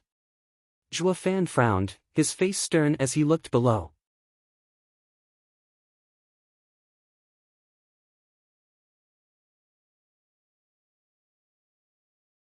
Chapter 823 Rock Bottom. Chapter 823 Rock Bottom. Proofreader, Papatonks. Bubbles of air floated above while Juefan sank. He found himself surrounded by them, all going towards the surface. His clothing was dissolving under his eyes, as if he was in some kind of vat of acid. With the swamp being caustic now, I'll be next if it keeps dragging me down. Juefan finally turned serious, struggling to get out of this stuff. The swamp wasn't just caustic, but extremely invasive. The minute he touched the swamp, it stuck to him like glue. To make matters worse, the sludge seeped into his skin and went through his meridians to seal his yuan qi. All his struggle was in vain, as he just flopped about and sunk further in. Sect leader cackled smug, "Ha ha ha, damn brat, keep your schemes to yourself. There has never been anyone who managed to escape the swamp. So be good and let it take you to the bottom and push up daisies from hereafter." The hostages saw Juefan struggling and panicked. All their cries were muffled by the covers and couldn't reach him. "Do you really think some swamp can hold me?" Half already in the quagmire, Juefan snickered, "Sect leader of the beast-taming sect, don't lump me in with those fools that end up dead because of your plans. You are nothing." A ripple echoed out as he finished. Sect leader shook and looked tensely at Juefan. One thing was certain, what kind of normal radiant stage cultivator could surpass an ethereal stage expert? He was very wary of Juefan's power, going as far as overestimate it than look down on it. No matter how confident he was in that swamp, he was still nervous if it could hold someone like Juefan. He stared at Juefan with a frown, ready to act if needed be. He would make sure to kick him and stop any attempt at escaping. The minute the freak got out, his sect was doomed. Sect leader's hands were sweaty. Divine Eye of the Void's first stage, shift. Juefan's eyes shone golden as he snickered. The sludge blocked his yuan qi, but Divine Eye of the Void used the soul to work. He just had to swap places and he'd be a-okay. Space warped around Juefan, making sect leader even more tense, not knowing what he had planned, but ready to strike at a moment's notice. Bam! And that was it. The ripple formed but popped in the end, without even taking Juefan with it. Juefan's pride in Divine Eye of the Void was crushed. This can't be. Juefan cried out in utter shock. Looking inside his mind, he saw the sludge seeping in there as well. Even the Heaven Dragon's soul couldn't shake that thing off no matter how it flayed around. His soul was sealed as well now. Juefan was stumped, looking at the pitch-black sludge around him with utter confusion. What is this thing? There's no way the mortal domain can have something this weird. Maybe. Juefan recalled Dragon Ancestor's words. Whirlwind Tunnel connected the sacred domain, so maybe something slipped through from the sacred domain. Frowning, Juefan lamented. What a blunder, and it's all because the beast-taming sect is a lower 3 sect. I never dreamed it possible for their secret domain to be so different from Ultimate Clarity sects. Ultimate Clarity sect's realm was paradise for cultivators while he was now here sinking into hell. Both of these spaces were all at the level of sacred domain. That meant that even a saint would be having a hard time with this sludge. Juefan lamented and shook his head while the earth took him. Sect leader laughed at this surprise. Ha ha ha, rotten punk, you're nothing but a show-off. Where's your cockiness now? You almost scared me for a second there. I really thought you could get away, but you're just running your mouth. You're still just a mortal in the end. How can you escape my sect's abyssal swamp? Juefan fell silent as he sank further in, until his head was covered as well. All that remained were bubbles popping, the only sign Juefan was there, beneath the surface. Lianer shouted all this time, even as no sound reached him. The three had fought against their bonds with all their might, to no avail. The bubbles thinned and soon stopped. The brat is a goner now, ha ha ha. Sect leader saw the swamp stilled and grinned. Everyone, I killed that punk. Come back. Whoosh. People came from all directions, the elders of beast-taming sect. Seeing their calamity, Zhuofan, had been swallowed by the mire, they were overjoyed and flattered sect leader. Sect leader is the greatest. His plans are flawless, ha ha ha. Sect leader, since we killed demon scheming sect's greatest traitor, shouldn't it pay for our efforts? Yeah, sect leader. For dealing with demon scheming sect's problems, we should get 1,000 more sacred stones. We've suffered too many losses. Of the 200 ethereal stage experts, we only have half left. Everyone reacted, yes, that's right. Yes, that's how it should be. My sect's losses will be compensated by demon scheming sect. Sect leader nodded, but first, full moon is almost upon us in 3 days. It's the time for our sect's monthly crescent pool baptism. You all know that the day when the moon is brightest, this will turn into the clearest pond with thick spiritual energy. Training inside will make it far more effective than outside. We can't miss it once. That is why the talks with demon scheming sect shall be put on hold for 3 days. They all cupped their hands. Yes, sect leader. Sect leader, what about those 3 brats? One elder pointed at the pillars. Sect leader eyed the mournful trio and snickered, take them for now and look into them. We'll deal with them afterwards. Yes, sect leader. The elder bowed and left with the hostages. Everyone left, leaving sect leader all alone. He looked at the still quagmire one last time, with a smile. Zhuofan, no matter how tough you are, even after escaping universal righteous sect, you actually fell here, in the beast-taming sect, ha ha ha. Sect leader was gone as well. He left just as the still quagmire began to bubble up, stronger and stronger. Demon transformation art. Deep below, at the very bottom, surrounded as he was by the thick sludge, Zhuofan opened his eyes. Black energy came out of his body and had the sludge spun around like a tornado as he sucked it in. Inside his mind, even as black from the sludge as it was, began to act as well. The heaven dragon's soul shook and turned into the heaven-devouring demonic dragon king. With a roar, it gathered all the sludge around it and made it vanish in the black energy. Zhuofan and the dragon's soul worked together to suck the swamp dry, acting like a bottomless hole. Demon transformation art could convert anything in the world. Let's see which is stronger, the swamp's corrosiveness or this demon emperor's demonic art, humph. Grinning, Zhuofan's eyes flashed.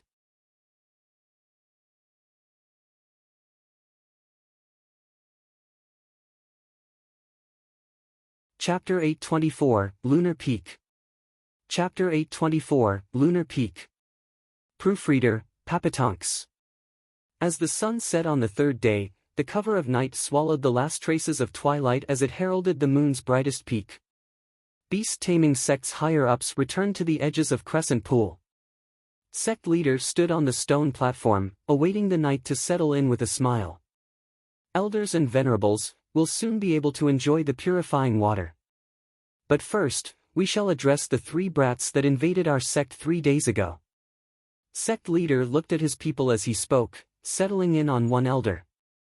The elder waved and 2 disciples brought the 3 hostages forward. The 6th prince looked around with malice. Lienert and her brother looked afraid. Tuoba Lufeng was deeply regretting coming here. He should have just taken his sister and left. Now that they were in the beast-taming sect, they were done for. Grinning, sect leader spoke, "Who are you? Where do you come from?" The trio was silent. Ha ha ha, keep your silence then. I already had you investigated anyway.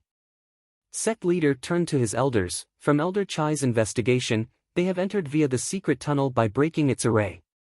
What? Everyone looked stunned, then their faces fell. Paw!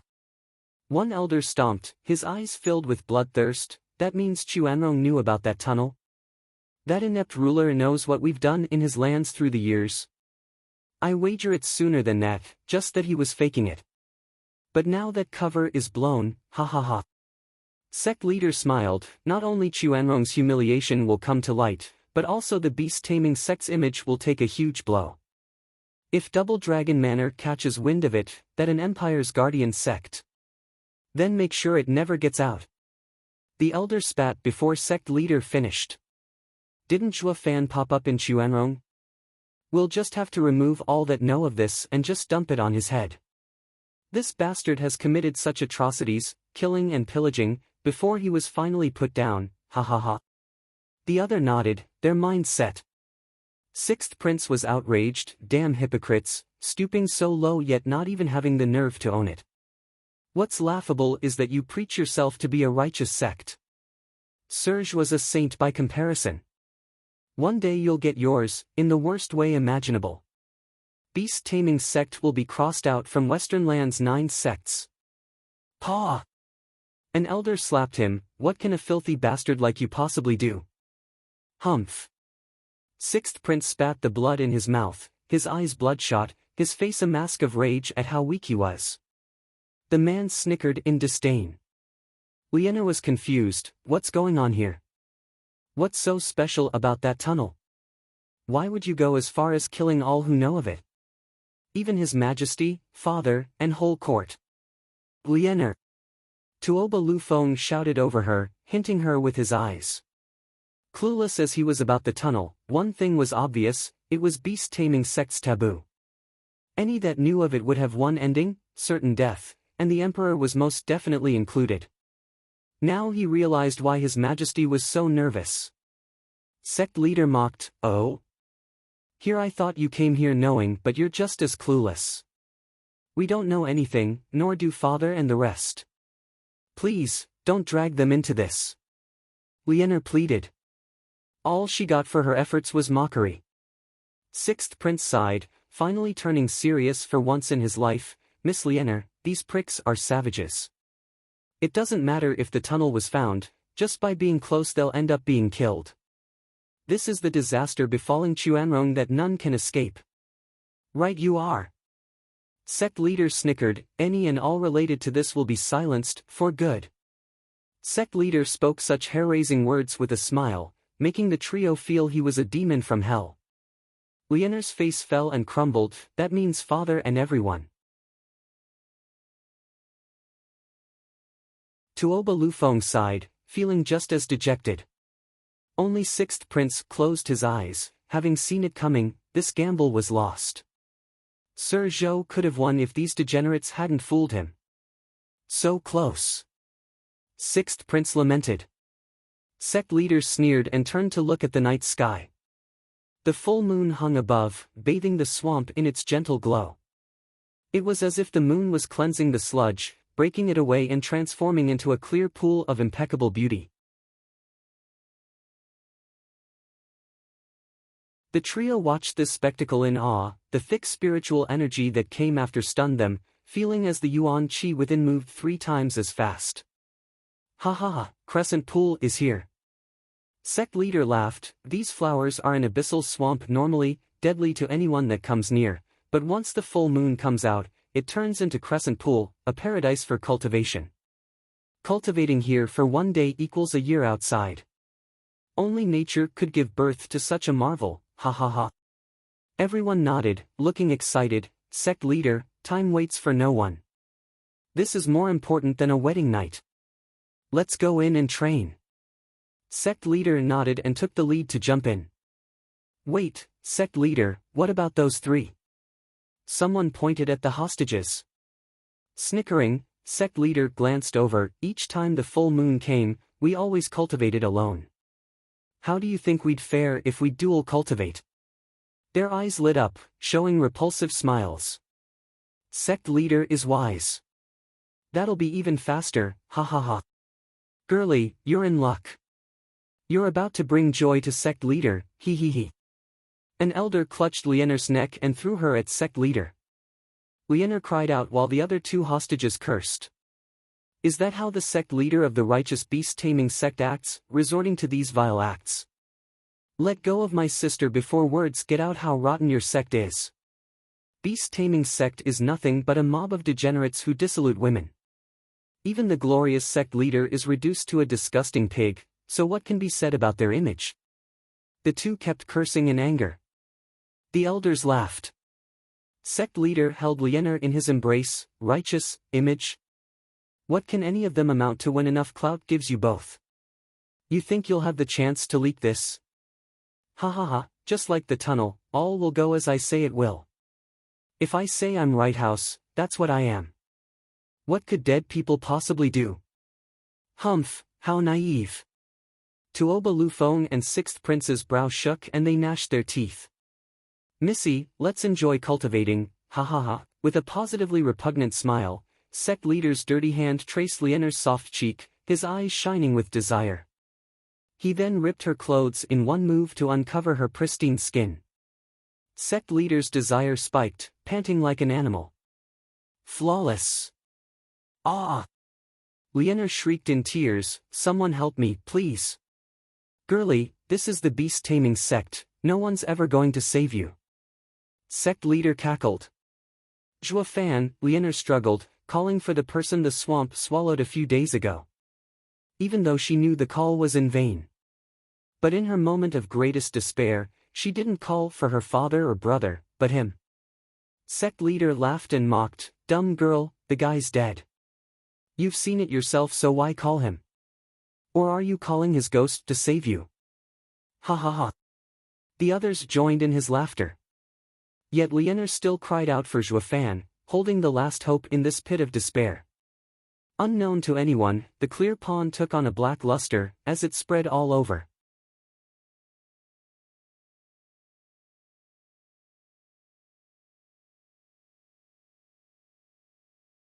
Chapter 825, Second Soul. Chapter 825, Second Soul. Proofreader, Papatonks. Bubbles reached the surface as something dark spread through the clear water pond and gave it a black luster. Someone finally caught on to the peculiarity of the pond, crying, Sect leader, why did the pond turn black again? What? Sect leader lost his joy, staring at the water. A full moon is just above, so why the sudden change back? Did something happen this time to lead to such a change? Is the moonlight poor? He had no time to make sense of it as a black shadow jumped out on the banks, spreading beneath everyone's feet. Whoosh! The shadow rose above, trapping everyone in some sort of a barrier, unable to get out. It got so thick that even the moonlight couldn't pierce it. Everywhere they looked, they were met with more black. Sect leader cried out, is this a domain soul? Domain soul? We're a beast-taming sect, just who even comprehends such a soul? Everyone shook, looking around in panic. The domain soul was known as the strongest type. Once trapped inside, you were at the other's mercy. They were still trying to figure out who was its owner, and how it got all of them. Does he want to destroy the beast-taming sect? Nah, can't be.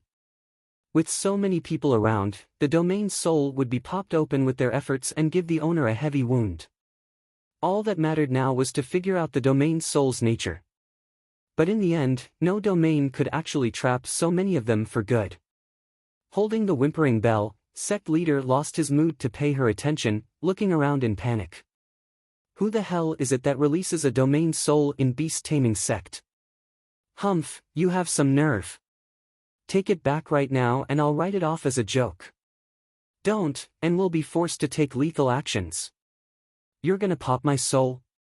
What a show-off, ha ha ha. The cold voice came from everywhere. The familiar tone had everyone shaking in fear. How? Zhuofan. Lianer and the other two guys were speechless. And no way. Zhuofan fell in the abyssal swamp. He's deader than dead. Sect leader shook his head, shouting his denial. Zhuofan also has the rare heaven dragon soul, not a domain soul.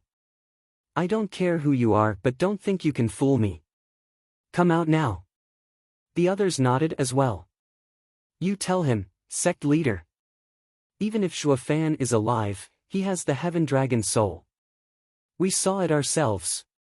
How can it be a domain soul?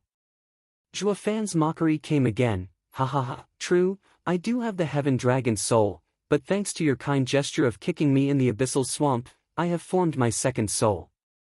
Now you're all within its bounds, the devouring domain. Second soul. Sect leader was stunned. There's no way a cultivator can have a second soul. You're not fooling anyone. I've been alive for so many years in the Western lands and not once heard such a baffling thing. That doesn't mean it ain't true. Didn't Dan Qingshan get to have two as well? Ha ha ha, having met him already, I then knew how to get two souls as well. But since you never heard of it, that just proves what an ignorant lout you are. Dan Qingshan. Sect leader took 2 shaky steps back, his face dark. He'd never have taken Zhuo Fan's words about having a second soul seriously, but since Dan Qingshan was involved, he had no choice. Dan Qingshan was legendary in the Western lands. Anything could happen around him. Since he did it, then a freak like Zhuo Fan had a probable chance of doing it as well. Sect leader's face fell. You're really Zhuo Fan. In the flesh. Humph, Zhuo Fan, you are simply looking to die coming back again. Sect leader snickered. Your domain soul was too strong for us to handle, but with just a domain soul out, humph. Even if the type is stronger than a beast soul, with so many souls in your domain, you'll die either way. If we charge right out, your domain soul will be pulverized or heavily wounded. Ha ha ha, Zhuo Fan, you've miscalculated. Not all domain souls are stronger than a beast soul. Sect leader shouted, men, release your souls and scatter this damn domain. Yes, sir. Everyone followed his orders and gathered their souls. A horde of beasts thundered, releasing their devastating power and increasing their pressure inside the domain. Lianer and the other two were gasping in shock. With such a horde of mighty beasts, any domain would fall. Zhuo Fan will. Lianer was tense, her hope of hearing Zhuo Fan was back from the dead being shaken. Sect leader cackled, Zhuo Fan, it's too late to take your domain back. Everyone attack. Roar. With a thunderous yell, a stampede formed as it charged at the Black Dome's peak, the weakest point in a domain soul. It could not resist an attack and would collapse. Sect leader shook in glee. Humph, Zhuo Fan, I didn't kill you the first time, but I'll make sure you're finished now. A clanking sound echoed out before he got to gloat at his glorious achievement. The stampede stopped charging, as if trapped by something. Sect leader cried out, what's happening? Why aren't you attacking? Sect leader, we don't know why, but we are lacking the strength to move. The elders panicked, as if our yuan qi and souls are out of our control. What? Sect leader's legs were shaking like jelly. A cultivator needed yuan qi and soul power to show their might. With both of them locked, that stopped one from being a cultivator altogether, nothing more than a lamb to the slaughter. How can this be? Zhuo Fan grinned as he floated, I formed the devouring domain inside the abyssal swamp, so of course it has its power. Didn't you say anyone would die once stuck in this quagmire? Ha ha ha, now all of you are in the same situation. The only difference is that this is worse. Everyone shook in fear and horror. The domain is the same as that weird swamp? Does that mean we're screwed? None caught in the swamp's sludge ever made it out alive. Beast taming sect leader. Zhuo Fan's coy grin was plastered on his face. You're wrong about one thing. Demon transformation art said the condition to form a second soul was for it to be stronger than the first. So you tell me if the devouring domain is weaker than dragon soul. Ha ha ha, you've really underestimated me. Not that taking me seriously would have changed things. So be good and die already, demon transformation art. Whoosh. As Zhuo Fan's voice traveled, black energy clutched around every beast-taming sect soul. Without their soul power and yuan qi, they had no chance of even resisting.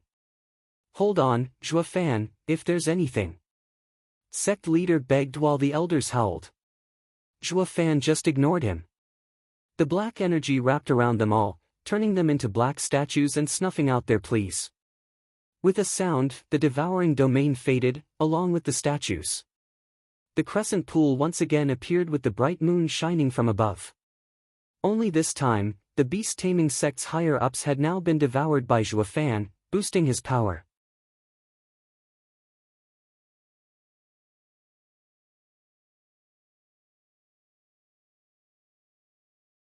Chapter 826, Nether Sea.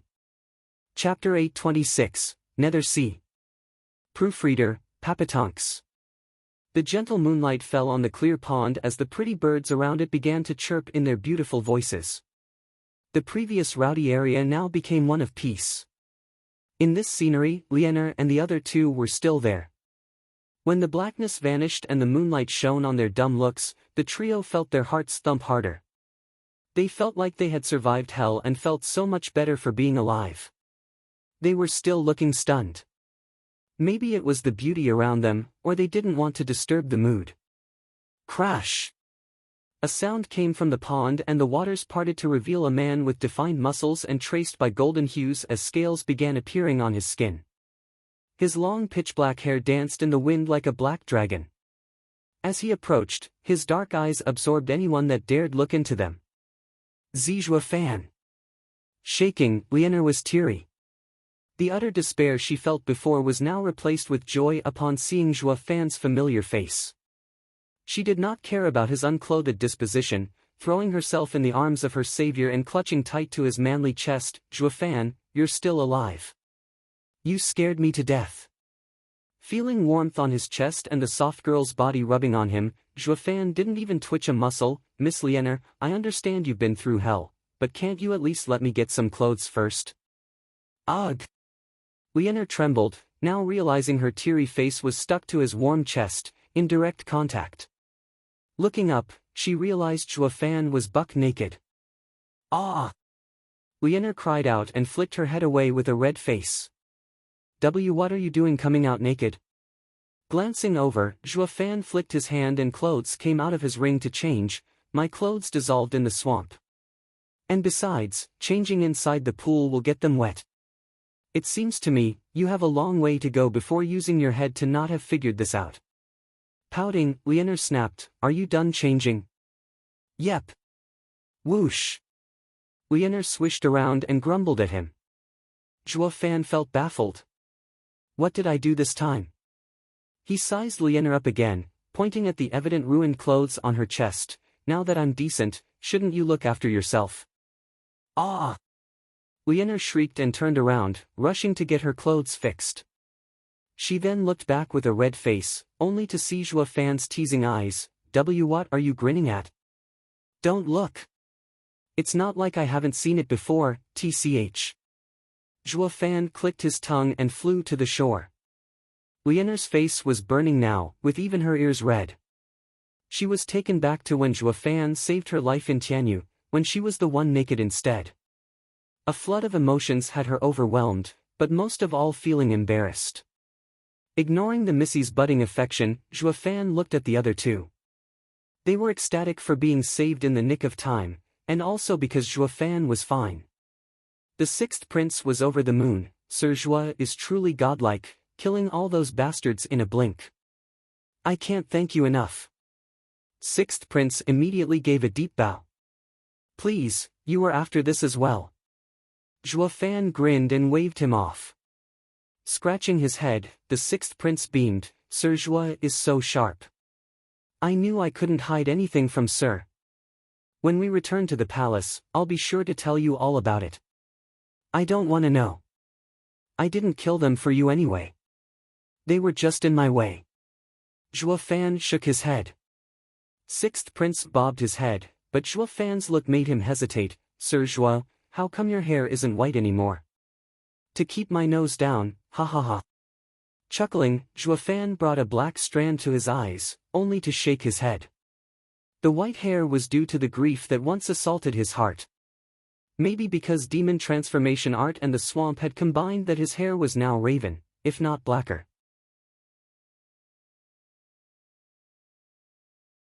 A kind of black that came from absorbing anything, even light. Maybe it was the result of his second soul, devouring domain, after swallowing everything. Regardless, it wouldn't matter much while being a lone operator. Being eternally away from any friends, the more he changed the better. Zhua Fan flicked his hand and threw the hair behind before walking towards the pond. He was sure one of the 8 world wind tunnels was inside. That OL dragon sketch ain't so crummy after all.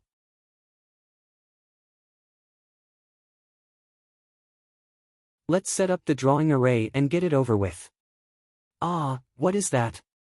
Leonor cried while pointing at the pond. Everyone looked over and shook. In the pond appeared huge and strange things. Each of them was thousands of meters wide and bore savage looks. But the pond was akin to a mirror, as each creature minded its own business, not even registering they were there. This, however, did not stop their power from shaking their core. These things weren't mere spiritual beasts. Tuoba Lufeng was grave. What are those things? It'd be a disaster if they come out. Nether Sea. Zhua Fan's eyes flashed. The others looked at him cluelessly. Zhua Fan did not offer any explanation. The Nether Sea was the biggest ruthless area in the sacred domain. Not even a saint would tread inside it. Scores of 12th grade aquatic spiritual beasts roamed it, while the entire sea was covered in a dark air. It was a place of extreme ease. Anyone's power would drop sharply there. This whirlwind tunnel connected the Nether Sea, which explained the weirdness of this swamp. Affected by the Nether Sea, it changed in a bizarre way. The creatures inside the pond were not really monsters living within it, but what the light of the moon reflected on its surface due to the thick ease that had gathered, allowing a glimpse into the Nether Sea. With that settled, Zhua Fan started waving his hands around, sending sacred stones all over the pond, disturbing its surface. The trio was afraid of disturbing him. 3 hours later, Zhua Fan had enough of throwing stones around and made a sign, shouting, "Moon Spirit, seal this field of flowers, draw onto the mortal domain until the mountain forms, to break the heavens." Hum. A spatial ripple passed and the clear pond shook, as if the space warped. But then it stilled again like nothing happened. What they saw was the same field of flowers spreading everywhere. Sixth Prince was curious. "Sir Zhua, what about the pond?" "I sealed it." Zhua Fan entered the field of flowers and no longer sank like last time. "The abyssal swamp was no more. I sealed this place so there won't be any more swamp, nor will it open under the moonlight." Sixth Prince nodded. "Is this Sir Zhua's aim?" "Yep." Zhua Fan's eyes shone, then left. "I'm done here, so I'm leaving. Since you've helped me along the way, I'll return the favor to be fair and square." A bloody glow flashed from Zhua Fan and the Dao blood aura came out again. It flew high in the sky and vanished, but then wailing was heard from everywhere. Leonor asked, "What's that?" "Beast-taming sect's higher-ups are dead, which leaves the disciples. Since you won't be able to handle them, I'll do it for you." Zhua Fan's eyes shone coldly. Leonor shuddered, realizing Zhua Fan was destroying the entire sect. The sixth prince was overjoyed, bowing at once in tears of gratitude. "Thanks you, Sir Zhua, for all you've done. Chuanrong will never forget this."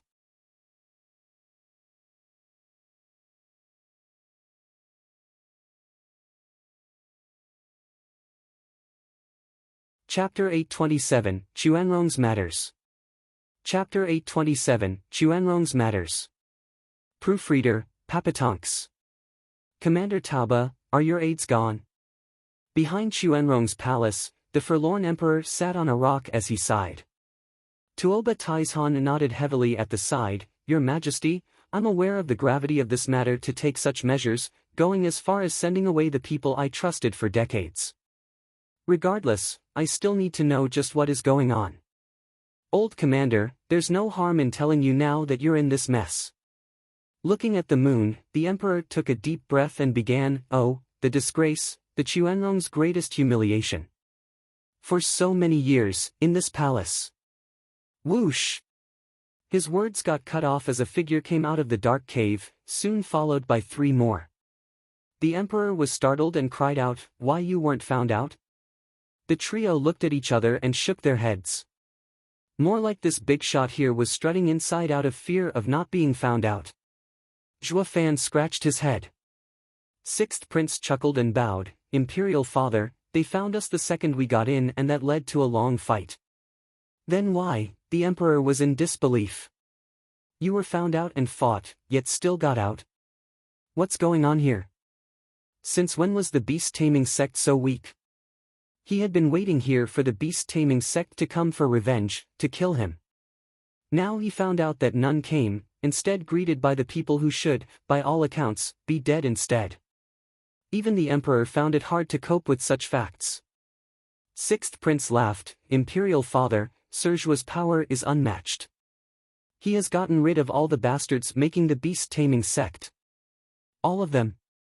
The emperor and Tuoba Taizhan blinked in shock. What?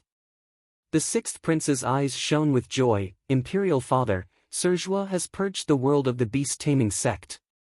We will no longer suffer at those bastards' hands. Shaking all over, the emperor and Tuoba Taizhan stared at Zhuofan like he grew a second head. One guy destroyed a sect? Is that possible? Son, is this true? The emperor was still in denial, but hope began to blossom. Lianer and the other two smiled. She took a step forward and bowed. Your Majesty, sixth prince is correct. He was so ruthless as to remove all the disciples as well. Not one survived. Lianer complained, but her words sounded pleased, like Zhuofan did her a favor.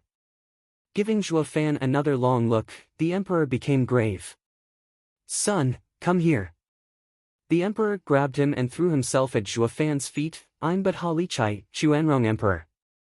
I am immensely grateful for saving Chuanrong of this calamity. We shall never forget this. Tuoba Taizhan and the rest were in shock at his display. Your Majesty, you can't do this. You're the lord of our nation. Some lord I am. Without Serjua, I would have still been a figurehead even now. The emperor rose and showed a bitter smile. Commander Tauba, didn't you want to know how hard it has been? It is the greatest shame and humiliation for Chuanrong and the imperial family.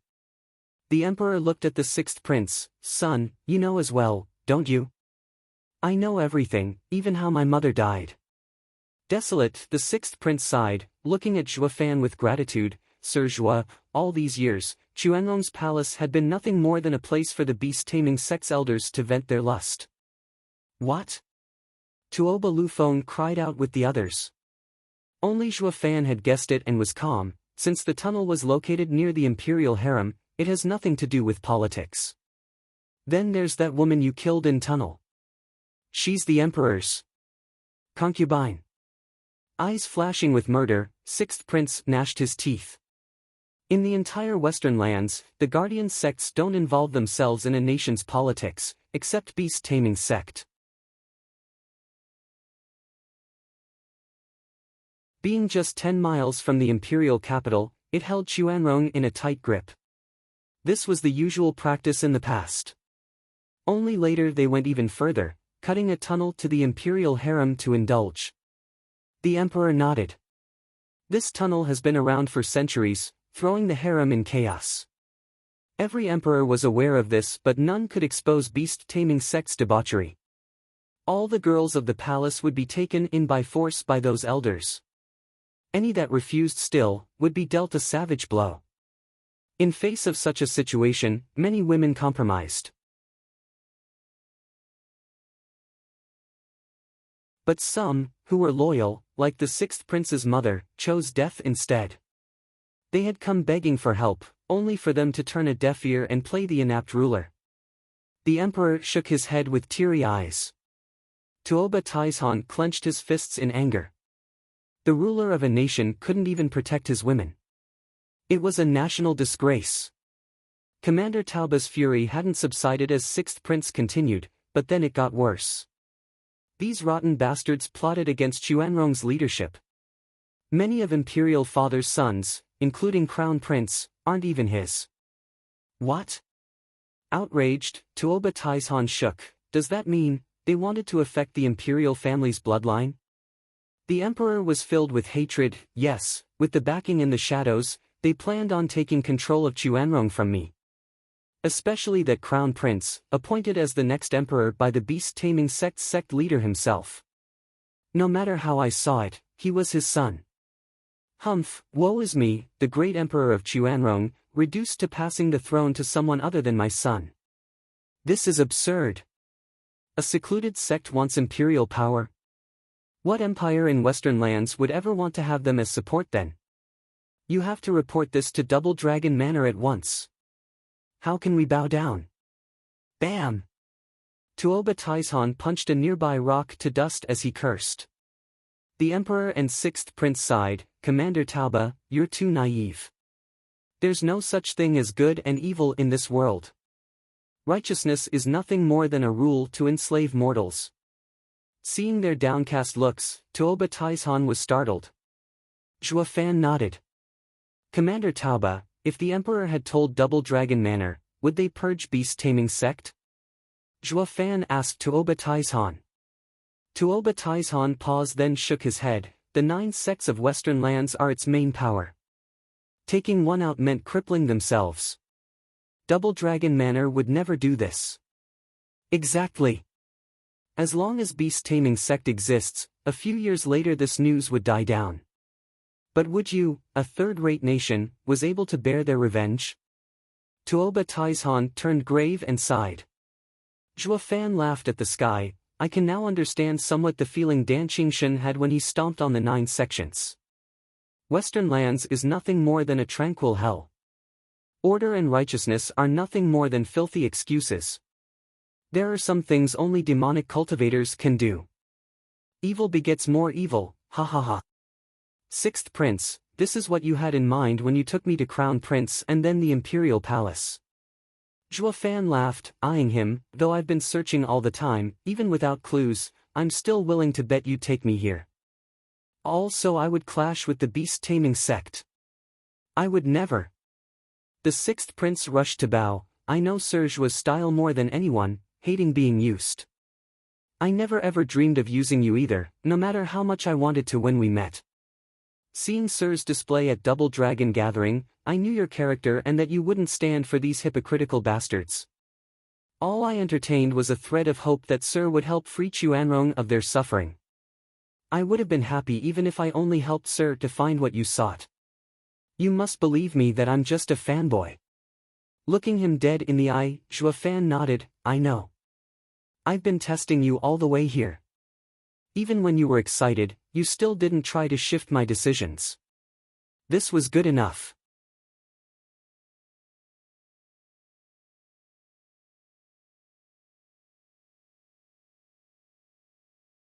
Chapter 828, Closure. Chapter 828, Closure. Proofreader, Papatonks. The Sixth Prince's eyes lit up and beamed. Zhua Fan chuckled, turning to leave. Well then, it's time for me to leave. Take care. You're just going to leave? Lianer cried out. The Sixth Prince was also taken aback. Hold on, sir. After destroying the beast-taming sect, you'll have a hard time moving through Western lands. It's fine. Western lands has no way of restricting a dead man. Zhua Fan spoke. Moreover, after paying them a visit, I will leave Western lands for good. Why you're even leaving the Western lands? Where will you go? Lianer looked with deep longing, hearing that he would be gone to who knows where. Zhua Fan shook his head. Anywhere I can in this vast world, ha ha ha. Zhua Fan jumped and flew away, out of sight. Sixth Prince jumped to his feet and shouted, Sir Zhua, I'm your fan. Won't you learn my name? Say it. A faint voice came from the night sky. Zhuaer. Ha ha ha, you have my family name. I'll remember that. That's not it. My entire name is Hululshuridiasti Zhuaer. You can't forget it. A pensive silence fell over the world, before an irate voice snapped, the hell I will. The others smiled. Sir Zhua is such a blunt guy. Only Lianer sighed in desolation. Commander Tauba. Tuoba Taizhan looked back to see the Emperor looking at him with a stone-cold face. Commander Tauba, you are henceforth reinstated as the head of the Chuanrong army, its commander. Gather all the city guards and sweep the imperial capital clean of anyone related to the beast-taming sect, including those concubines. The Empress, the Princess, all of them are to be put down. Don't let any of them escape. Even with Sir Zhua destroying all of the beast-taming sect, there are still many of them waging war at the border with Tianyu. Do this without letting any of them catch wind of this and come back for revenge. Tuoba Taizhan shook and ventured, Your Majesty, all of them. There's just too many people. Every single one. The emperor spoke with an edge to his tone. I've had enough of these bastards over the past years. It's time for their penance. No one shall steal Chuanrong from me, ha ha ha. The Taoba brothers glanced at the crazed emperor in fear. He was meek before beast-taming sect, he was miserable before Zhuofan, but now, His Majesty got hold of his power and his actions were swift and cruel in getting rid of any vestige the beast-taming sect had on this earth. By comparison, Zhuofan was blunt and determined, although seeing himself as the bad guy. Lianer looked at the sky with longing. Tuoba Taizhan bowed and carried out his order. Zhuofan was somewhat far from here, but he still heard the man clearly, having entered the ethereal stage. Humans, they need but a thought to become saints or demons. No one is better than the next. They all turn demonic once they grasp power. This was the way the world worked. The nobles oppressed the people, who had the emperors oppressing them, who had the sects breathing down their necks, with finally the very top experts coming down on the sections. As for those experts, they were at their turn at the whims of the world's laws, unable to break from them. One must constantly improve, grow stronger and stronger if they hope to shed their shackles, even above the entire world. Zhuofan had gleaned into the way the 10 ancient sovereigns were thinking. They did not want to be under anyone either. Smirking, Zhuofan flashed out of there. 3 months later, in an open field of sand, military tents were arranged in perfect order, with no end in sight. In their center lay the biggest tent, the one that also released the strongest aura. The war has been going for 6 months now without bearing any result. We've lost scores of good men and sent out a jade slip for aid, but help is late to arrive. We can no longer fight.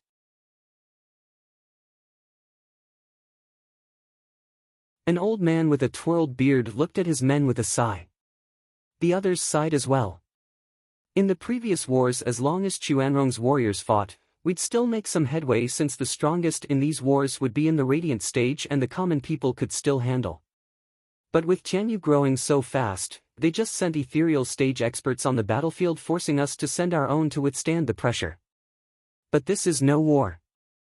It's now been reduced to showing off one's power.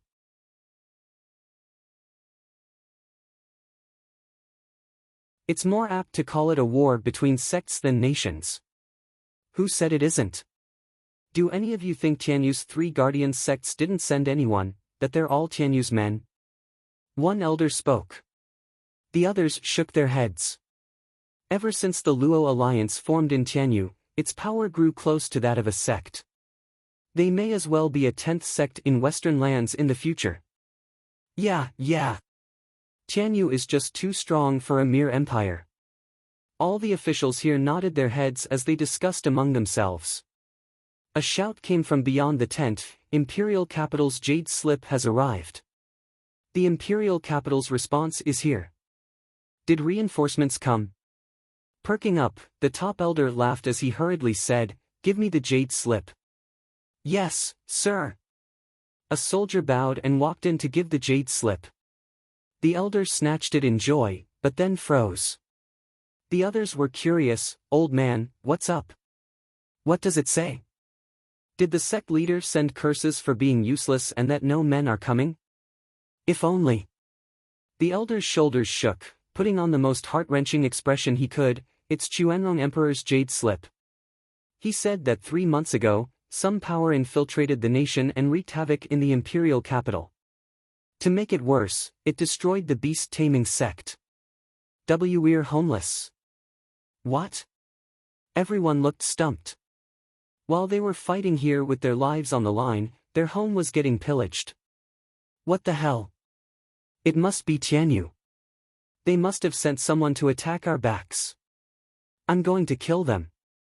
Is it really them though? The sect is stronger than just the few we have here, and it has a defensive array as well.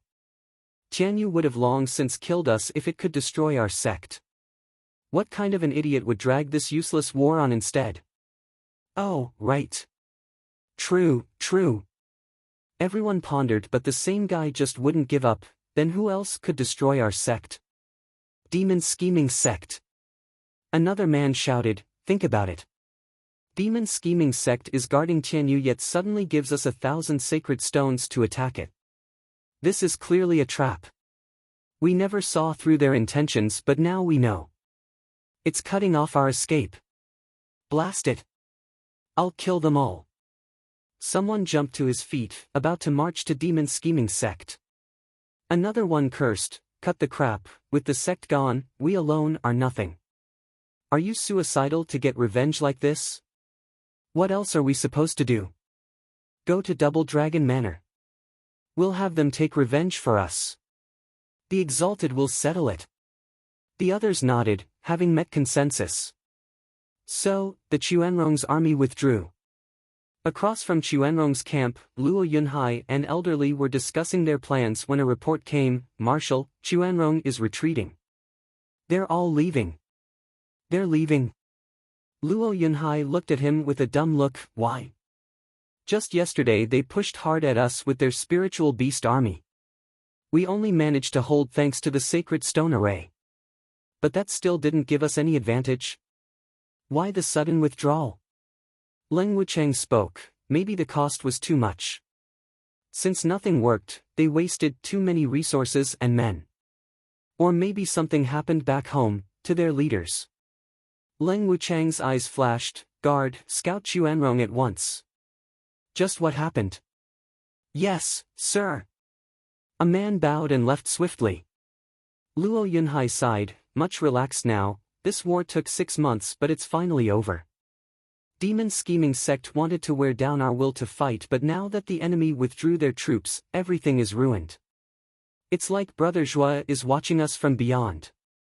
Clan head, you shouldn't give Steward Zhua's spirit all the credit. Leng Wucheng scratched his head. Eyeing him, Luo Yunhai said, Sister said that one should respect immortals. We also should respect the Luo clan's ancestor and Brother Zhua just the same. That's just superstition.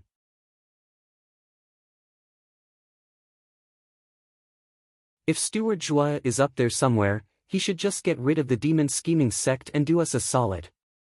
Don't you agree, clan head? Leng Wucheng glanced at Leng Wucheng then shook his head, Sir Leng, ha ha ha.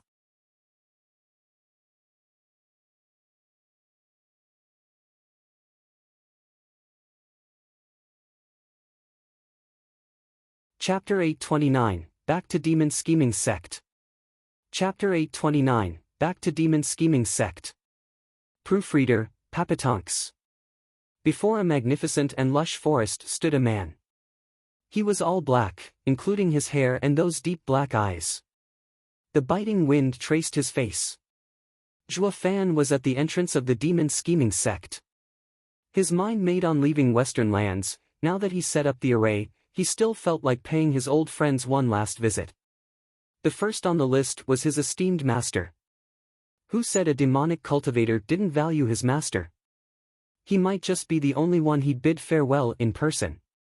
Regarding Luo Yunhai and the rest, he'd settle for watching them from afar before leaving. He made a sign and despite all the warping space, it just settled down soon after. Did the method to open it change? Frowning, Zhua Fan muttered, while that may be when there's a traitor among the sect, to stop them from returning, by all accounts, they should think I'm dead. Does this mean this was set by another? Zhua Fan was pensive then shook his head, whatever, after saying goodbye to Elder Yuan, none of it would matter. You might have closed the door, but I have another way in, humph. Zhua Fan made a different gesture. It was something Elder Yuan taught him when he became the new sect leader. Only he could use it. As long as the sect's defensive array didn't change, this method would remain. With how utterly expensive and time-consuming it was to change it completely, no sane sect would ever do that. Zhua Fan had no trouble opening it this time, seeing as how a path opened up. Grinning, Zhua Fan walked right in. He could have used the black flame too, but he went for subtlety this time around. Whoosh! Zhua Fan moved from hiding to hiding, searching the demon scheming sect for Elder Yuan, yet there was no sign of him even in High Venerable's secluded room. What baffled him was that the demon scheming sect was no longer as lively as before. There was not one familiar face in sight, no venerable by, no laborer. Frowning, Zhuofan's heart sank with unease. After Yi Lin brought him to Ultimate Clarity sect, he was stuck in the infernal gorge with the dragon ancestor.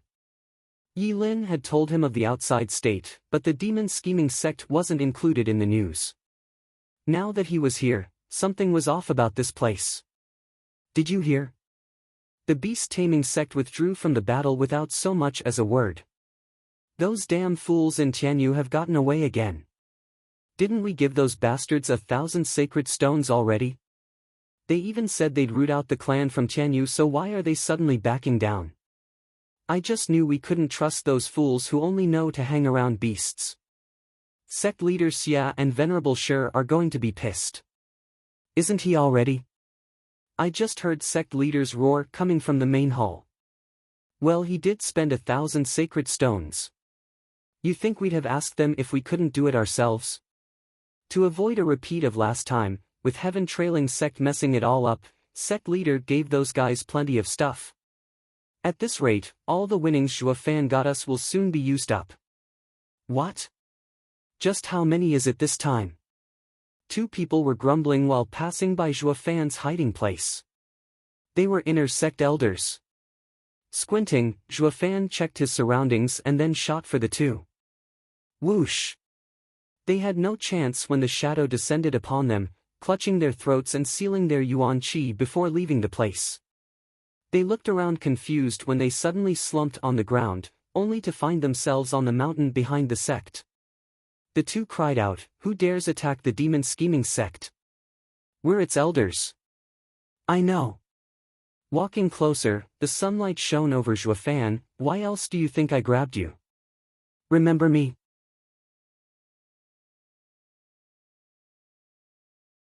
The two's eyes got used to the glaring sun and were then rooted in shock. Zhuofan?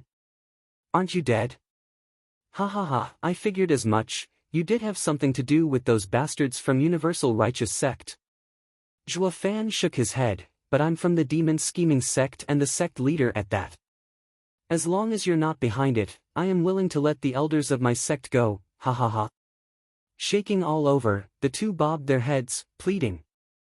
Sect leader Zhua, this had nothing to do with us. It's all Venerable Shi and Xia Wui's plot. I know, I know.